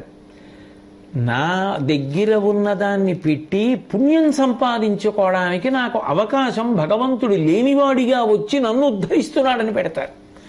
అంతేగాని వాడికి లేదు నాకుంది కాబట్టి నేను వాడికి ఇస్తూ ఓ నిశ్చల చిత్రం తీసుకుని ఇంట్లో పెట్టుకొని 10 మందికి చూపించుకొని దినపత్రికలో వేయించుకోవడానికి ఇవ్వరు. దేనికి ఇస్తారు అంటే నా దగ్గర ఉన్నది ఇక్కడే ఉండిపోతుంది. పుచ్చుకునేవాడు ఉండాలి కదూ. నేను పంచెల చాపు ఇవ్వాలనుకోండి, ఆ పంచెల చాపు పుచ్చుకునేవాడు ఉండాలి. పంచ కట్టుకోవడానికి వస్త్రం లేని వాడి రూపంలో భగవంతుడే వచ్చి నాకు పంచిచ్చి నా దగ్గర పంచి ఆయన పుచ్చుకొని పంచిని పుణ్యంగా మార్చి వచ్చే జన్మలో ఈ జన్మలో తదితర జన్మలలో నాకు వస్త్రాలకి లోటు లేకుండా చేస్తున్నాడు. పుచ్చుకోవడానికి పరమేశ్వరుడు పుచ్చుకునేవాడిగా రాకపోతే ఉన్నా ఎవడికి పెడతావు, ఎవడికి ఇస్తావు? నువ్వు ఇవ్వాలి అంటే భగవంతుడే రావాలి మళ్ళీ పుచ్చుకునేవాడిగా. అందుకే ఈ దేశంలో ఇచ్చేవాడు గర్వంతో ఇవ్వడు, పుచ్చుకునేవాడి కాళ్ళు కడిగి ఇస్తాడు. బలిచక్రవర్తి అంతటి వాడు వామనమూర్తికి 3 అడుగుల నేల ధారపోయాలి అంటే విప్రాయ ప్రకట వ్రతాయ భవతే విష్ణుస్వరూపాయతే తత్ప్రామాణ్య విధి త్రిపాదస్య ధరణిం దాస్యామి ఎంచున్ క్రియాక్షిప్రుండై ధనుజేశ్వరుండు వడుగుం చేసాచి పూజించి బ్రహ్మప్రీతం అని ధారబోసే భువనం ఆశ్చర్యమం పొందగా అంటారు పోతన గారు భాగవతంలో. ఆ వామనమూర్తి యొక్క కాళ్ళు కడిగి చేతులు కడిగి దీని చేత భగవంతుడు ప్రీతి పొందుగాక అని ఆ 3 అడుగుల నేల ధారపోసి పంపించాడు. మనం ఏదైనా ధారపోస్తున్నాం అనుకోండి, ఎవరికైనా దానం ఇస్తున్నాం అనుకోండి, ఆ దానం ఇచ్చేటప్పుడు అవతల వారిలో భగవంతుని యొక్క రూపాన్ని చూసి ఆ ఇచ్చేటప్పుడు కూడా శ్రియాధేయం హ్రియాధేయం భియాధేయం సిగ్గుపడుతూ ఇంతకన్నా ఇవ్వలేకపోతున్నానని ఎంతో సిగ్గుతో బిడియంతో ఇస్తారు తప్ప నా అంత వాణ్ణి నేను ఇది ఇస్తున్నాను అని చెప్పి 10 మందికి తెలిసేలా ఇవ్వరు. అది ఈ దేశం యొక్క గొప్పతనం. ఒకరికి పెట్టడం గొప్ప, అతిథి రావడం గొప్ప, అభ్యాగతి రావడం గొప్ప. ఆఖరికి తినేటప్పుడు కూడా ఇంటికి ఎవరైనా అతిథి వస్తే అతిథికి ముందు భోజనం పెట్టి ఆ భోజనం చేసి వెళ్ళిపోయిన తర్వాత భుక్తశేషం ఏదుందో దాన్ని తింటారు. ఎందుకంటే అది అమృతము. అతిథి తినగా మిగిలినదేదో అది అమృతమవుతుంది అని. అందుకే వెంకటేశ్వరుడంతటి వాడు పద్మావతీ పరిణయ ఘట్టంలో వచ్చినటువంటి అతిథులందరికీ అన్నం పెట్టి అందరూ భోజనం చేసిన తర్వాత మిగిలినటువంటి పదార్థాన్ని తాను వకుళమాత బ్రహ్మగారు శ్రీ మహాలక్ష్మి కలిపి తిన్నారు. ఈ చేతకాక కాదు, లోకానికి నడవడి నేర్పాలి. యజ్జదాచరతి శ్రేష్ఠ, శ్రేష్ఠుడైన వాడు ఏ మార్గంలో ప్రవర్తిస్తాడో లోకం ఆ మార్గంలో ప్రవర్తిస్తుంది. అందుకే అతిథి శేషం, అతిథి భుక్తశేషం, అతిథి తినగా మిగిలిన పదార్థం అమృతంతో సమానం. ఒకరికి పెట్టడము అంటే భగవంతుడికి పెట్టడంగా భావన చేసినటువంటి దేశం, అంతటి ఉత్తమ సంస్కారం ఉన్నటువంటి దేశం. అందుకే ఎవడు పుణ్యపురుషుడు అంటే పెట్టడం గొప్పదే, కానీ పెట్టడంలో ఉండి పెట్టినవాడు గొప్పవాడే. ఉన్నా పెట్టాలని ఎక్కడుంది? ఉండి పెట్టినవాడు చాలా చాలా గొప్పవాడు, అందులో సందేహం ఏం లేదు. నేను ఎంత మాత్రమూ తక్కువ చేయట్లేదు. కానీ తనకి లేకపోయినా పెట్టినవాడు మరింత గొప్పవాడు. అందున మళ్ళీ పెట్టడంలో కూడా అన్నిటికన్నా గొప్పవి రెండే. ఒకటి అన్నదానం. ఎందుకని? మీరు లేనివాడికి తీసుకొచ్చి ఎన్ని ఇవ్వండి, ఇంకొకటి ఏమైనా ఇంకా అది కూడా ఇస్తే బాగుండు అనిపిస్తుంది. ఎంత ఇచ్చినా అమ్మ చాలు అని అనిపించదు.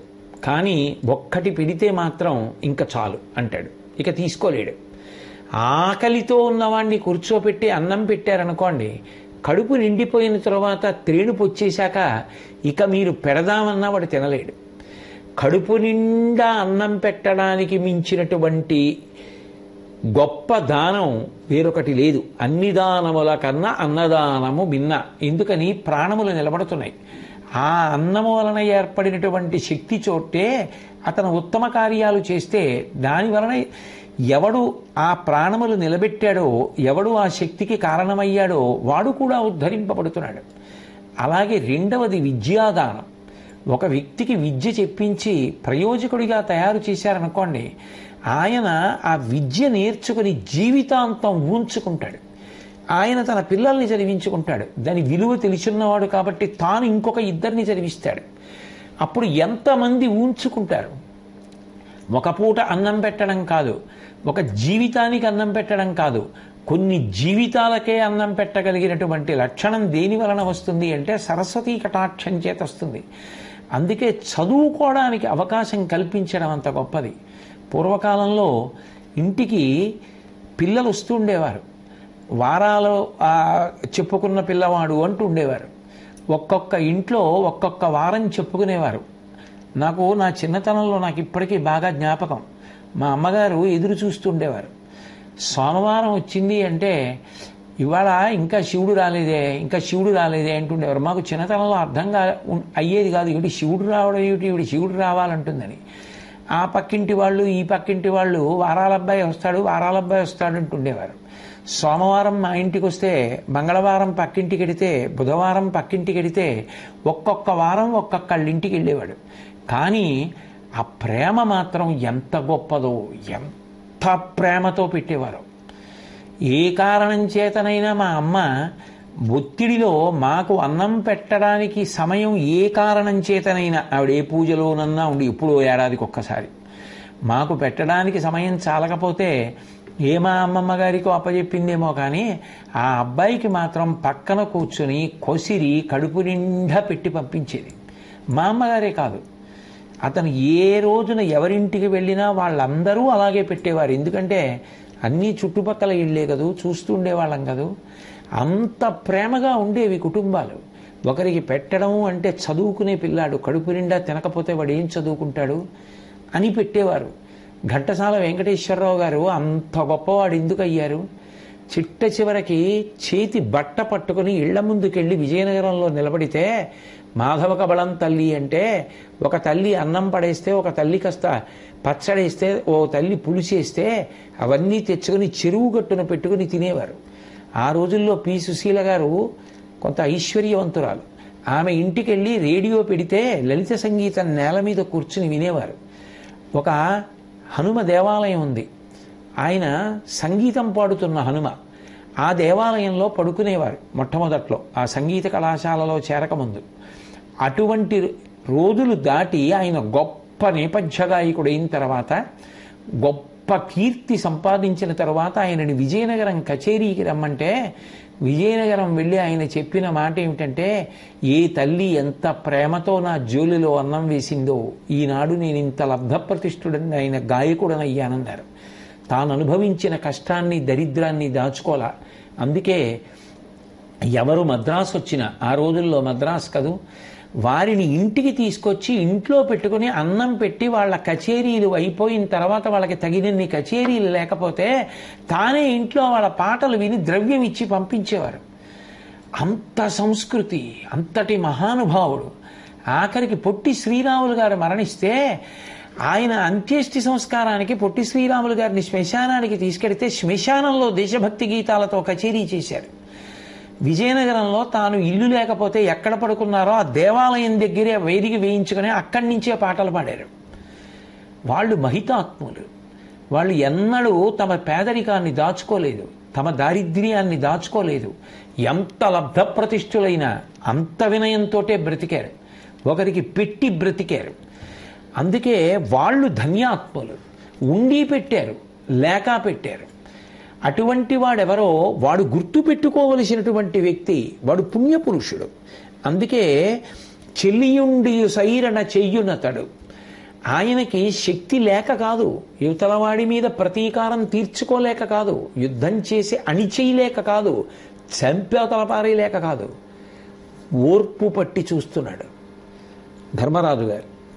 చెల్లియుండి సైరణ చెయ్యునతడు, పేదబడియును అర్ధికి ప్రియముతోడ తనకు కల భంగినిచ్చునతండు. ఆయన పేదవాడు అయ్యుండి ఇతరులకు ఉపకారం చేస్తుంటాడు. అజ్ఞాతవాసంలో ఉండి ఉపకారాలు చేశాడు, అరణ్యవాసం చేస్తూ ఉపకారాలు చేశాడు, తాను అరణ్యవాసంలో ఉంటూ ఎందరికో అన్నం పెట్టాడు, సత్కాలక్షేపం చేశాడు తప్ప నా దగ్గర ఏముంది అని మాత్రం తాను ఇప్పుడు అనలేదు. అంతటి మహానుభావుడు ధర్మరాజు. నీ బిడ్డలు వాళ్ళు కష్టాల్లో ఉన్నారని వాళ్ళ దగ్గరికి ఘోషయాత్ర కడదాం అనుకున్నారు. అంతటి దుర్మార్గులు. మనిషి ఎలా బ్రతకాలో, ఎవడు నిజమైన పుణ్యాత్ముడో, దానికి ఎటువంటి గుణములు ఏర్పడాలో చెప్పినటువంటి పరమాద్భుతమైన పద్యం. పైకి ప్రత్యక్షంగా చూస్తే ధర్మరాజు గారికి ఉత్తమ గుణముల చేత అన్వయం, నీచమైన గుణముల చేత దుర్యోధనుడికి అన్వయం. దేశకాలములతో సంబంధం లేకుండా అసలు ఒక మనిషి తనంత తానుగా అలవరుచుకోవలసినటువంటి గుణములను లోకానికి చెప్పినటువంటి పరమాద్భుతమైనటువంటి చిన్న పద్యం. విదురుడి నేట వెంట వచ్చినటువంటి పద్యాలు అలాగే ఉంటాయి. పద్యం చిన్నది కావచ్చు, కానీ ఒక జీవితకాలం గుర్తుపెట్టుకోవలసినటువంటి పద్యం. వాసనాబలంగా తర్వాత జన్మలకు కూడా గుర్తుండవలసినటువంటి పద్యం. ఎందుకని అంటే వైద్యుడు ఇచ్చినటువంటి ఔషధానికి సంబంధించిన మాత్ర ఒక్కొక్కసారి బహు చిన్నది ఉంటుంది. బహు చిన్న మాత్ర శరీరంలో ఉన్న పెద్ద రుగ్మతకి ఔషధం తగ్గిస్తుంది. ఇంత చిన్న మాత్ర అంత పెద్ద జబ్బు తగ్గిస్తుందా అంటే తగ్గిస్తుంది.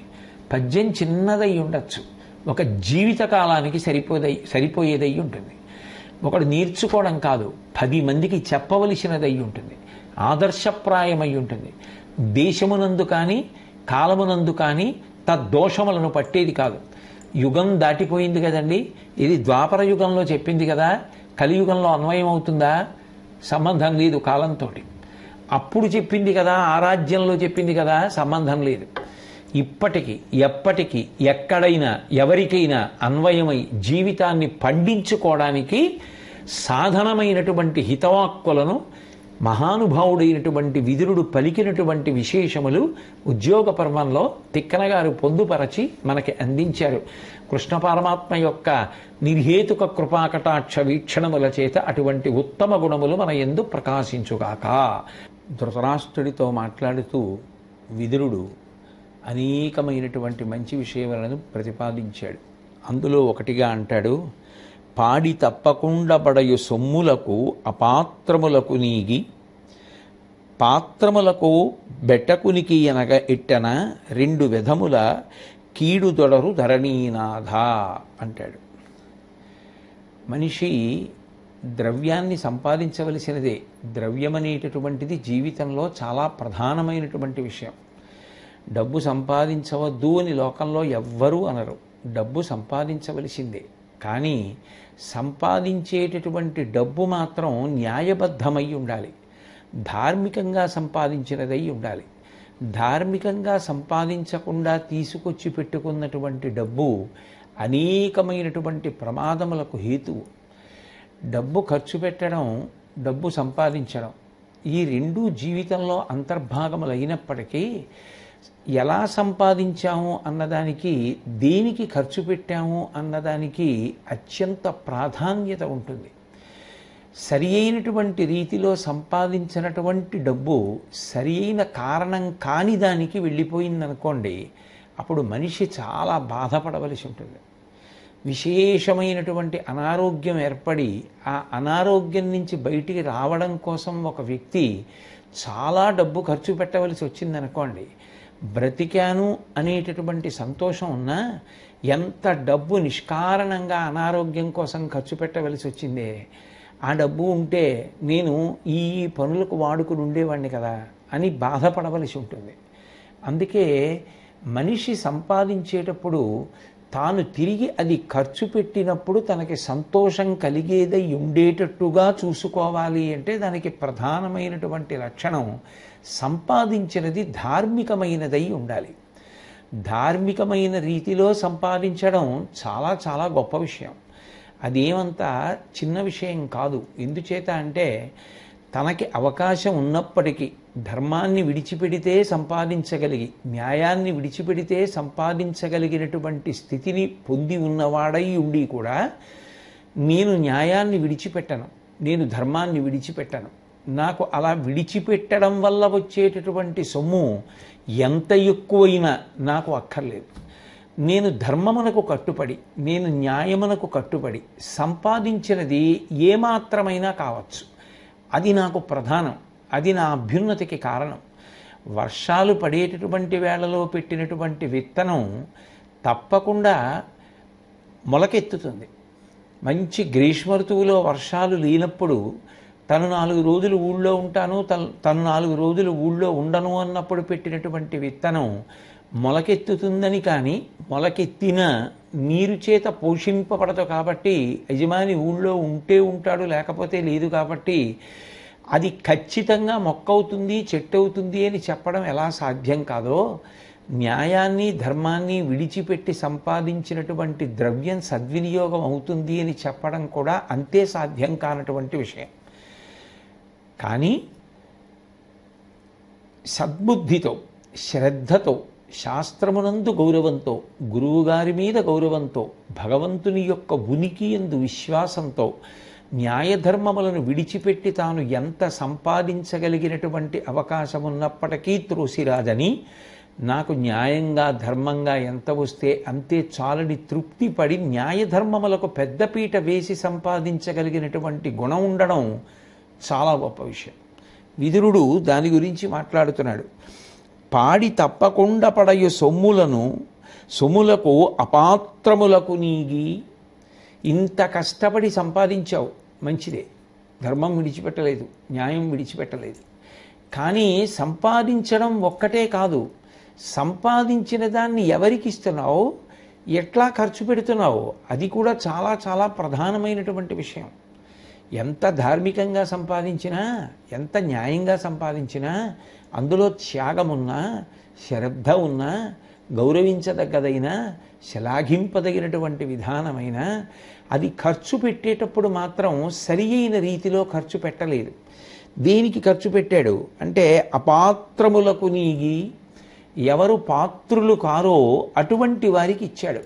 పాత్రత దేని చేత నిర్ణయింపబడుతుంది అంటే ఆ వ్యక్తికి ఆ ద్రవ్యం అందినటువంటి కారణం చేత అతను దేనికి ఉపయోగించబోతున్నాడు అన్నదాన్ని ప్రధానంగా దృష్టిలో పెట్టుకోవలసి ఉంటుంది. మన దగ్గర ఉన్నది కదా అని ఖర్చు పెట్టడం గొప్ప కాదు. మన దగ్గర ఉన్నది మనం ఖర్చు పెట్టినప్పుడు అవతలవాడి యొక్క అవసరం తీరాలి. అవసరము అంటే ఆయన అనుకున్నవన్నీ అవసరాలు కావు. ఆయన అనుకున్నవి, ఆయన మనం ఇచ్చిన ద్రవ్యంతో అవసరం అనుకుని ఆయన చేసే పనులు ఆయన ఆరోగ్యాన్ని పాడు చేసేవి, సమాజాన్ని భ్రష్టు పట్టించేవి, ఆయన కుటుంబం చితికిపోయేటట్టు చేసేవి, దురల్వాట్ల వంటి వాటిని ప్రోత్సహించేది అయితే ఆయన అవసరం అనుకున్నాడు కాబట్టి నేను ఇచ్చానండి, నా తప్పేమిటంటే కుదరదు. అది ఖచ్చితంగా అవతలవాడి యొక్క అవసరమును తీర్చగలిగినది అన్న మాటకు అర్థం ఏమిటంటే ఆయన జీవితమును నిలబెట్టగలిగినదై ఉండాలి. అది అమరిన కారణం చేత ఆయన జీవితంలో వృద్ధిలోకి రావడానికి అవకాశం కలగాలి. కడుపు నిండా అన్నం పెట్టారనుకోండి, చాలా గొప్ప విషయం. లేనివాడు ఒక నెల్లాళ్ళు తినడానికి గ్రాసం ఇచ్చారనుకోండి, గొప్ప విషయం. ఒక వ్యక్తి చదువుకోవడానికి ద్రవ్యాన్ని మీరు ఖర్చు పెట్టారనుకోండి, చాలా గొప్ప విషయం. ఒక వ్యక్తి అనారోగ్యంతో ఉన్నాడు, సొమ్ము సరిపోలేదు, అప్పుడు సహాయం చేశారు, చాలా గొప్ప విషయం. ఒక పిల్లకి పెళ్లి కావలసి ఉంది, ఆ పిల్ల పెళ్లికి తగినంత ద్రవ్యం లేదు, సహాయం చేశారు, మంచి విషయం. ఒక వ్యక్తి ఉపనయనం చేసుకుంటున్నాడు, ఆ వ్యక్తికి సహాయం చేశారు, మంచి విషయం. ఇటువంటి కారణాలకి చేసినవి ఏవున్నాయో అవన్నీ కూడా మనిషి వృద్ధిలోకి రావడానికి కారణములు. అటువంటి అవసరాలకి ఇవ్వడం శ్లాఘించదగ్గ విషయం. దాని వలన వ్యక్తి బాగుపడతాడు. వ్యక్తి ఆ ద్రవ్యం ద్వారా తన అవసరాన్ని తీర్చుకున్న తర్వాత అటువంటి అవసరం ఉన్న వాళ్ళని తాను ఆదుకోవడం ఎంత అవసరమో అట్లా ఆదుకున్నప్పుడు వాళ్ళు జీవితంలో ఎంత స్థిరపడి వృద్ధిలోకి వస్తారో తెలుసుకుని అనుభవాన్ని పొందుతాడు. కాబట్టి వేరొక రోజున ఆయన స్థిరపడిన తరువాత, ఆయన సంపాదించిన తరువాత ఆయన మళ్ళీ 10 మందికి ఉపయోగపడడానికి అది కారణమవుతుంది.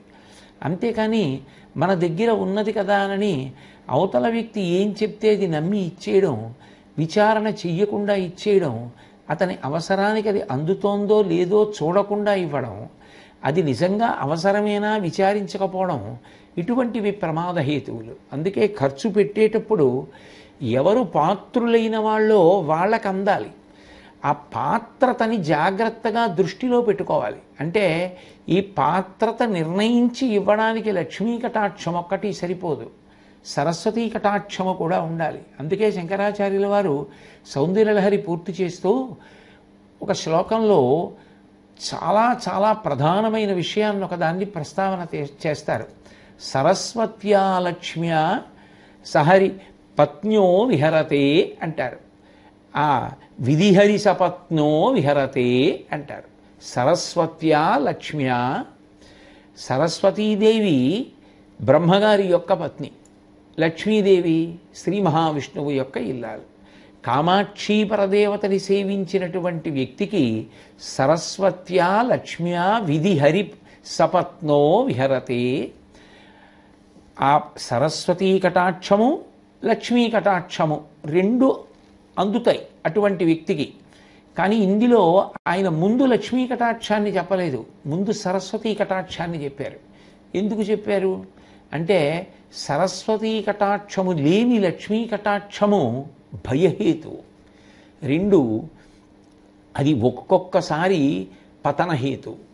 ఎందుకని అంటే తన దగ్గర ఎంతుందో తెలియదు, తాను దేనికి ఖర్చు పెడుతున్నాడో తెలియదు, ఎంత ద్రవ్యం ఇచ్చారని చెప్పారో అది నిజమో అబద్ధమో తెలియదు, అక్కడ వేసిన అంకెలు ఎంతో తెలియదు, తను సంతకం పెట్టలేడు, వేలిముద్ర వేస్తున్నాడు, నిజంగా అంతే ఇచ్చారా, తనకి ఇంకా మిగిలింది ఇంత ఉందా ఏమీ తెలియదు.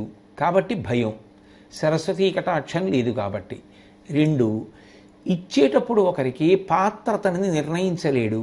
నిజంగా అవసరం ఉన్న వాళ్ళకి ఇస్తున్నానా అన్నది నిర్ణయించడానికి తగినంత సరస్వతీ కటాక్షం లేదు కాబట్టి చటుక్కున జాలిపడి ఆర్ద్రతతో కూడిన మనసు కలిగినటువంటి వాడై అవతల వ్యక్తి చెప్పినటువంటి మాటలు నమ్మి అది నిజంగా సమాజ శ్రేయస్సుకో దేనికో పనికొస్తుందనేటటువంటి భ్రాంతిలో సహాయం చేశాడనుకోండి, అది వ్యక్తిని సమాజాన్ని కూడా భ్రష్టు పట్టించిందనుకోండి, అప్పుడు అతను అటువంటి పాపమునకు కారణమయ్యాడు కదా. అందుకే సరస్వతీ కటాక్షం ఉన్న లక్ష్మీ కటాక్షం వ్యక్తి అభ్యున్నతికి సమాజ అభ్యున్నతికి కూడా కారణమవుతుంది. అందుకు శంకరాచార్యుల వారు ముందు సరస్వతీదేవి పేరు చెప్పి తర్వాత లక్ష్మీదేవి పేరు చెప్పారు. అంటే సరస్వతీ కటాక్షముతో కూడిన లక్ష్మీ కటాక్షము చాలా మనకి భద్రతనిస్తుంది సుమా అన్నది అందులో సారాంశం. అయినప్పుడు పాడి తప్పకుండబడయు సొమ్ములకు నపాత్రములకు నీగి, చాలా కష్టపడి న్యాయబద్ధంగా ధర్మబద్ధంగా సంపాదించినటువంటి ద్రవ్యాన్ని అపాత్రులైనటువంటి వాళ్ళకి ఇచ్చి పాత్రములకు పెట్టకునికి అనగా ఎవరికి అది అందాలో వాడికి ఇవ్వలేదు, ఎవడికి ఇవ్వకూడదో వాడికి ఇచ్చాడు. ఇప్పుడు సంపాదించడం వరకు న్యాయంగా సంపాదించాడు, ధార్మికంగా సంపాదించాడు, ఉపయోగం ఏముంది? దాన్ని ఖర్చు పెట్టేటప్పుడు రెండు దోషాలు వచ్చాయి. సర్వసాధారణంగా దోషాలంటే ఏం చెప్తారు? సంపాదించేటప్పుడు న్యాయంగా సంపాదించలేదు, ఖర్చు పెట్టేటప్పుడు న్యాయానికి ఖర్చు పెట్టలేదు అనాలి. కానీ విదురుడు ఒక మౌలిక విషయాన్ని ప్రతిపాదిస్తున్నాడు. నువ్వు ఎంత న్యాయబద్ధంగా ధర్మబద్ధంగా సంపాదించినా ఖర్చు పెట్టేటప్పుడు రెండు దోషాలు రాకూడదు. ఏమిటవి అంటే ఎవరు పాత్రులైన వాళ్ళో, ఎవరు ఆ ద్రవ్యము యొక్క సహాయమును పొందడానికి అర్హత కలిగిన వారో అటువంటి వారికి అది అందకుండా ఉండడం, అది మొదటి దోషం. రెండవది, ఎవరికి అటువంటి సహకారం అందకూడదో వారందరికీ అందడం, అది రెండో దోషం. పాత్రములకు పెట్టకునికి, ఎవరు పాత్రత కలిగిన వాళ్ళో వాళ్ళకి ఇవ్వలేదు. అపాత్రములకి ఎవరికి ఇవ్వవలసిన అవసరం లేదో వాళ్ళందరికీ ఇచ్చారు. ఇప్పుడు ఏమవుతుంది అంటే ఆ ద్రవ్యము నిరుపయోగం అయిపోతుంది, లేదా అది అన్యథా ప్రయోజనాల కొరకు ఖర్చు పెట్టబడుతుంది. వాడు దాన్ని సక్రమమైనటువంటి విషయాలకి ఖర్చు పెట్టలేదనుకోండి, అప్పుడు అది ప్రమాదాన్ని తీసుకొస్తుంది కదా. అది ఆ వ్యక్తి పతనానికి కారణమవుతుంది. వ్యక్తి పతనమైపోయిన కారణం చేత అది అంటువ్యాధిలా అంటుకుని మెల్లిమెల్లిగా ఒకరిని చూసి ఒకరు బలహీన మనస్తత్వం ఉన్నవారు అటువంటి దురభ్యాసాలకి అలవాటు పడితే సమాజమే పతనమవుతుంది. అట్లా జరగకుండా ఉండాలి అంటే న్యాయబద్ధంగా ధర్మబద్ధంగా సంపాదించడం ఒక్కటే కాదు, ఖర్చు పెట్టడం కూడా ప్రధానం. అందుకే పూర్వం ద్రవ్యాన్ని ఖర్చు పెట్టాలి అంటే దోషం రాకుండా ఉండాలి అన్నప్పుడు ప్రధానంగా చేయవలసినటువంటి దానములుగా 2 దానములని తీసుకునేవారు. ఒకటి అన్నదానం, కడుపు నిండిపోయిన తర్వాత ఇంకెవడూ తినడం. ఎన్ని పూటలైనా వచ్చి తిను పర్వాలేదు, కానీ వచ్చి కూర్చుంటే కడుపు నిండా అన్నం పెట్టి పంపిస్తాం. 2 విద్యాదానం, నువ్వు చదువుకో, నువ్వు చదువుకోవడానికి ఎంత ద్రవ్యం అవసరమో అది మేమే చెల్లించేస్తాం, చెల్లించేసి నిన్ను చదివిస్తాం, నువ్వు చదువుకుని వృద్ధిలోకి రా, పుస్తకాలు కొనిస్తాం, నీకు కావలసిన కళలు మొదలైన సంభారాలు కొనిస్తాం, నువ్వు ఏ శ్రేణి పొందుతున్నావు, ఎంత బాగా చదువుకుంటున్నావు, ఇవి మేము కనుక్కుంటూ ఉంటాం. నువ్వు వృద్ధిలోకి వస్తూ ఉంటే చదివిస్తాం. నువ్వు అట్లా కాకుండా అశ్రద్ధగా ఉన్నావని మాకు తెలిస్తే మేము ఇక కట్టడం మానేస్తాం. ఆ వ్యక్తి శ్రద్ధతో చదువుకుని వృద్ధిలోకి వచ్చిన తర్వాత వటవృక్షమై అతను కూడా 10 మంది ఊంచుకోవడానికి కారణమవుతాడు. మంచి అవసరాలు, మంచి కారణాలు ఎంచుకొని అటువంటి అవసరాలకి అటువంటి కారణాలకి ఖర్చు పెట్టడం గొప్ప విషయం. నేను అనేక సార్లు ప్రవచనంలో దీని గురించి ప్రస్తావన చేశాను. ఎందుచేత అంటే ఒకసారి నేను ప్రత్యక్ష ప్రసారం జరుగుతూ ఉండగా నాకు కలిగినటువంటి ఒక వ్యక్తిగత అనుభవం గురించి మాట్లాడితే ఆ తర్వాత నాకు ఎందరో ఉత్తరాలు రాశారు. ఇది చాలా ఆశ్చర్యకరంగా ఉంది, నిజంగా ఒక చిన్న పిల్లకి అంత మంచి ఆలోచన వచ్చినందుకు ఆమెని అభినందించవలసిందే అని. ఒకప్పుడు నా దగ్గరికి ఇంకా గట్టిగా ఎంతో పెద్ద పిల్ల కూడా కాదు, ఇంజనీరింగ్ చదువుకుంటున్నటువంటి ఒక పిల్ల వచ్చింది. వచ్చి నేను నాకు తోచినంత సమాజ సేవ చేస్తాను అంది. ఏమిటి చేస్తావు నువ్వు సమాజ సేవ అన్నాను. ఒకటి, నేను ప్రభుత్వ వైద్యశాలలో కూర్చుంటాను, అక్కడికి నిరక్షరాస్యులైన వాళ్ళు వస్తారు, వాళ్ళకి అసలు ఏ కాగితం ముందు నింపాలి, నింపి ఎక్కడివ్వాలి, ఎక్కడికి వెళ్ళాలి, నువ్వు ఫలానా విభాగంలోకి వెళ్ళు, ఏదో నరములకు సంబంధించిన వ్యాధికి ఫలానా విభాగానికి వెళ్ళు, ఎముక విరిగిపోతే ఫలానా విభాగానికి వెళ్ళు అంటే వాళ్ళకి ఆ ఉన్నటువంటి ఫలకాన్ని చదువుకుని ఆ విభాగం దగ్గరికి వెళ్ళడం కూడా రాదు. అటువంటి వాళ్ళకి నేను దగ్గరుండి వ్రాసి తీసుకెళ్ళి అన్నీ చేసి పెడతాను. ఇంకేం చేస్తావన్నాను. మా నాన్నగారు ప్రతీ నెల నాకు కొంత డబ్బు ఇస్తారు వ్యక్తిగత అవసరాలకు వాడుకోమని. నేను అందులో మిగిలిన ద్రవ్యాన్ని అవసరాన్ని గుర్తించి ఉపకారం చేస్తానని. అక్కడ నాకు ఆశ్చర్యం వేసింది. ఎలా గుర్తిస్తావని అడిగాను. అది పెద్ద కష్టం ఏముందండి, ఒక మందుల షాప్ దగ్గరికి వెళ్ళి నించుంటాను.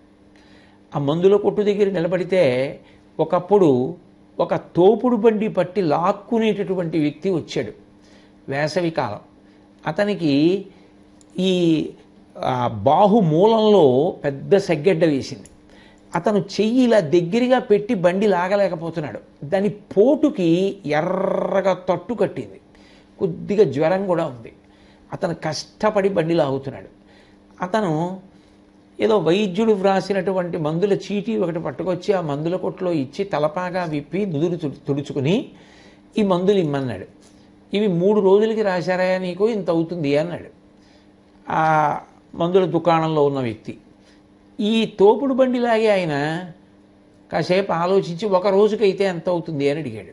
అతను ఏదో చెప్పాడు. 1 రోజుకి ఇవ్వండి చాలని చెప్పి అతను 1 రోజుకే కొనుక్కుంటున్నాడు. ఈ పిల్ల అడిగింది అతన్ని, ఏమి బాబు 1 రోజుకే కొనుక్కుంటున్నావు, అవి 3 రోజులు వేసుకోవాలి కదా నీకు వైద్యుడు ఇచ్చింది అని. 3 రోజులకి కొనడానికి నా దగ్గర డబ్బులు లేవమ్మా, అందుకని ముందు 1 రోజు కొనుక్కుంటున్నాను, రేపటికి ఏమైనా ఉంటే చూస్తాను అన్నాడు. వెంటనే ఈ అమ్మాయి ఏం చేసిందంటే తన దగ్గర ఉన్నటువంటి ద్రవ్యంతో ఆ 2 రోజులకి కూడా కొని ఇచ్చేశాను. ఇంకంతకన్నా పాత్రత పరిశీలించడానికి అవసరం ఏముందండి అంది. నేను నిజంగా ఆశ్చర్యపోయాను ఆ పిల్ల పరిణితికి.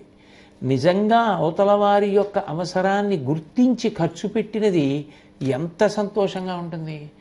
అంత కష్టపడే వ్యక్తి అతను 3 రోజులు మందులు వేసుకుని ఆ నొప్పి తగ్గి ఆరోగ్యం పొందాడనుకోండి, ఆ పిల్ల గుర్తొచ్చినప్పుడల్లా అతను ఎంత సంతోషిస్తాడు. అతని సంతోషం ఆ పిల్లకి ఆశీర్వచనం కాదా? ఎంత పాత్రత నెరిగి ఎంత అద్భుతమైనటువంటి దానం చేసింది. న్యాయంగా ధర్మంగా సంపాదించడం కాదు, పాత్రులైన వాళ్ళకి ఇస్తున్నావా అన్నది చూసుకోవాలి. అపాత్రులైన వాళ్ళకి అందట్లేదు కదా, అది కూడా చూసుకోవాలి. ఈ రెండూ చూసుకోకపోతే నువ్వు ఖర్చు పెట్టిన దాని వలన సమాజమునకు ఇబ్బంది కలగచ్చు. ఈ రెండూ నువ్వు చూసుకోవాలి. ధృతరాష్ట్రుడు చేస్తున్నటువంటి దోషం అదే. కథాపరంగా చూస్తే ఆయనకి రాజ్యం వచ్చిన విధానం న్యాయబద్ధము ధర్మబద్ధము అయ్యుండి ఉండవచ్చు. కానీ ఆయన ఆ రాజ్యాన్ని ఎవరికి ఇవ్వాలో వాళ్ళకి ఇవ్వట్లేదు.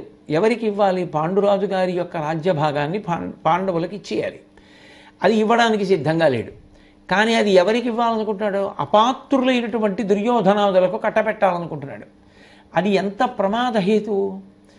ఇటువంటి విధానాలే ప్రజలందరూ కూడా నేర్చుకోవడం మొదలు పెడితే, దానికి ధర్మము అనేటటువంటి రంగు పూసే ప్రయత్నం చేస్తే, ప్రజలలో కూడా అటువంటి వాదనలే ప్రబలితే, చేసినటువంటి ప్రతి పని ధర్మమే అని దానికి ఒక రంగేసి మాట్లాడడం అలవాటైపోతే అది ఎంత ప్రమాదాలకు వెళ్ళిపోతాయి. అందుకే కథాపరంగా ధృతరాష్ట్రుణ్ణి దృష్టిలో పెట్టుకుని మాట్లాడుతున్నాడు. అంటే కథాపరంగా అంటే అప్పుడున్న సన్నివేశపరంగా అని. కానీ అది ఒక్క సన్నివేశంలో ధృతరాష్ట్రుడికి అన్వయం కాదు, ఎప్పటికీ ఎవరికైనా అన్వయమే. అంత సారవంతమైనటువంటి విషయాన్ని ప్రతిపాదన చేస్తున్నాడు. కాబట్టి పాడి తప్పకుండా బడయు సొమ్ములను అపాత్రములకు నీగి పాత్రములకు పెట్టకునికి అనగా ఇట్టన 2 విధముల కీడుదొడరు ధరణీనాథ. అట్లాంటి పని చేస్తే పాత్రులకు ఇవ్వకుండా అపాత్రులకు ఇస్తే 2 రకములైనటువంటి హాని జరుగుతుంది. కాబట్టి ధరణీనాథ, ఓ రాజా, ధృతరాష్ట్ర మహారాజా, ఈ విషయంలో నువ్వు జాగ్రత్తగా ఉండడం నేర్చుకోవాలి సుమా అని ప్రబోధం చేశాడు. అది ధృతరాష్ట్రుడే కాదు, అందరం కూడా తెలుసుకొని పాటించవలసినటువంటి మంచి విషయం. అట్లాగే తర్వాత అంటాడు, తగిన వేషంబు తను దాన పొగడు కొనమి నొచ్చియును కీడు వలుకమి ఇచ్చి వగవకునికి తనకెంత నడవకయున్నా పదము తప్పకుండుట నడవడి కొప్పు చేయు అంటాడు. ఇది నిజంగా చాలా చాలా సారవంతమైనటువంటి విషయం. ఇందులో అంటాడు, మనిషికి నడవడియే ప్రధానమై ఉంటుంది. ఎన్ని చదువుకున్నాడు, ఎన్ని విషయాలు తెలుసు, ఎన్ని ప్రబోధం చేస్తూ ఉంటాడు, ఇవన్నీ కాదు. చారిత్రమేవ వ్యాఖ్యాతి వీరం పురుషమానినం, చారిత్రమేవ వ్యాఖ్యాతి శుచిం వా యది వా శుచిం, కులీనమకులీనం వా వీరం పురుషమానినం, చారిత్రమేవ వ్యాఖ్యాతి శుచిం వా యది వా శుచిం అంటాడు రాముడు రామాయణంలో. నువ్వు ఎక్కడ పుట్టావు, ఎవరికి పుట్టావు, ఎంత ధనం ఉన్నవాడివి, ఇవన్నీ వద్దు. నీ ప్రవర్తన ఎటువంటిది నాకు చెప్పు చాలు, దాన్ని బట్టి చెప్తానంటాడు. ఒక మనిషి నడవడి చెప్తుంది. నడవడి అంటే ఆచరణ. మనం ఏది ఆచరించామన్నది, మనకి ఎన్ని తెలుసు అన్నది కాదు, మనం ఎంత ఆచరించాము అన్నదానికి ఎంతో ప్రాధాన్యత ఉంటుంది. ప్రాధాన్యత లేకపోవడం అన్నది ఉండదు. నిజానికి ఏది ఆచరించామో అది ఏ ధర్మం. ఆచార ప్రభవో ధర్మ అని కదా, ఆచారము నుండే ధర్మము. ఆచరించకుండా నాకు అన్నీ తెలుసండి కానీ ఆచరించినది ఏదీ లేదండి, ధర్మాత్ముడు కాడు. తనకి ఏది తెలుసో అది ఆచరించాడు, ఆయన ధర్మాత్ముడు. కాబట్టి అంటాడు, ఆచరించడం అనేటటువంటి దాంట్లో తగిన వేషంబు, ఎవరు ఎప్పుడు ఏ సందర్భంలో ఎటువంటి వస్త్రాన్ని కట్టుకోవాలో, ఎటువంటి ఆహార్యముతో ఉండాలో అటువంటి ఆహార్యముతో వస్త్రముతో ఉండడం, అది ఆ చేస్తున్నటువంటి వ్యాపకానికి నిండుతనాన్ని గౌరవాన్ని తెచ్చిపెడుతుంది. తగిన వేషంతో ఉండాలి. ఎప్పుడూ కూడా లక్ష్మీ కటాక్షం ఉన్నది, అమ్మవారేం మనకి తక్కువ చేయలేదు అని గుర్తు ఏమిటి? చిరిగిపోని బట్టలు కట్టుకోవడం. చాలా ఉంది, కానీ ఏం ప్రయోజనం? ఒంటి మీద ఎక్కడ చూసినా చిరిగిపోయినటువంటి బట్టలు, లోపల నుంచి ఒళ్ళు కనపడేటట్టుగా చిరిగిపోయి, మోకాళ్ళ మీద చిరిగిపోయి, మోకాళ్ళ కింద బట్ట చిరిగిపోయి, అట్లా చిరిగిపోయినటువంటి బట్టల్ని కట్టుకోవడం. లోకంలో ఏం చేస్తారు? చిరిగిపోయిన బట్ట వదిలేస్తారు. ఎవరు చిరిగిపోయిన బట్ట కట్టుకుంటాడు? పాపం ఇంకొక బట్ట కొనుక్కోలేనంత దారిద్ర్యంలో ఉంటే ఆయన కట్టుకున్నాడేమో. అప్పుడు మనం తప్పు పట్టడానికి కూడా ఏముండదు. కానీ అన్నీ ఉండి, లక్ష్మీ కటాక్షం ఉండి, చిరిగిపోయిన బట్టలు కట్టుకుని అది ఆనందం అనుకుంటే ఏమనాలి అప్పుడు? అంటే ఆ వేషధారణ చూడగానే ఎవరికైనా అదేమిటి అన్ని చోట్ల చిరిగిపోయింది, చిరిగిపోయిందా, చింపుకున్న బట్ట కట్టుకున్నారా అని అనుమానం వచ్చి అందరూ ఆ చిరుగుల వైపు చూస్తుంటే అది ఆనంద కారణం కాకూడదు కదూ సహజంగా. తగిన వేషంబు, ఎటువంటి వేషం ఎవరు ధరించాలో వాళ్ళు ధరించాలి. ప్రాథమికంగా అక్కడ మొదలు పెడితే ఒక్కొక్కరికి ఒక్కొక్క వేషం ఉంటుంది లోకంలో. ఒక వైద్యుడు ఉన్నాడు అనుకోండి, ఆయన చాలా గొప్ప చదువుకున్నాడు. ఆయనకి బొటన వేలు మీద పుట్టినటువంటి గోరు చుట్టుని కొయ్యడం పెద్ద విషయమేం కాదు. కానీ ఆయన ఎంత మర్యాద పాటిస్తారు? ఆయన ఒక చిన్న శస్త్రచికిత్స చెయ్యాలన్నా తాను వాహనంలో చెమట పట్టకుండా వచ్చినా ఆ బట్టలు విప్పేసి చేతులు శుభ్రంగా కడుక్కొని వేరు రకమైనటువంటి బట్టలు వేసుకుని ఆఖరికి తలకి కూడా వేరు రకమైనటువంటి టోపీ ధరించి అప్పుడు వచ్చి రోగికి కనపడేటప్పటికీ ఎంతో ఊరట, ఏదో తెలియని ఊరట. ఎందుకని అంటే వృత్తి పట్ల నిబద్ధతని తెలియచేస్తుంది. ఆ వృత్తి పట్ల నిబద్ధత, నేను ఇట్లా దీనికి నిబద్ధతతో ఉన్నవాడిని, నేను ఒక రోగిని చూసేటప్పుడు నాకు ఇక దేనితో సంబంధం లేదు. ఎందుకని? అక్కడ భార్య ఉంది, పిల్లలు ఉన్నారు, తల్లిదండ్రులు ఉన్నారు, అందరినీ వదిలిపెట్టేసి తాను వస్తాడో తిరిగి రాడో కూడా తెలియదు. ఏ గుండెకో శస్త్రచికిత్స జరుగుతోంది. ఆ చక్రాల బల్ల మీద పడుకొని శస్త్రచికిత్స చేసేటటువంటి గదిలోకి తీసుకెళ్ళిపోతుంటే కను కొలుకుల వెంట నీరు కారుతుండగా ఆఖరిసారి వాళ్ళందరినీ చూస్తుండగా ఆ వ్యక్తి పొందే ఉద్వేగం ఎలా ఉంటుంది? ఏ ధైర్యంతో వెళ్ళిపోతున్నాడు? అంతకుముందు ఆ వైద్యుడిని ఆయన చూడలేదు, కానీ ఆయన పరమేశ్వరుడు, ఆయన నన్ను కాపాడతాడు.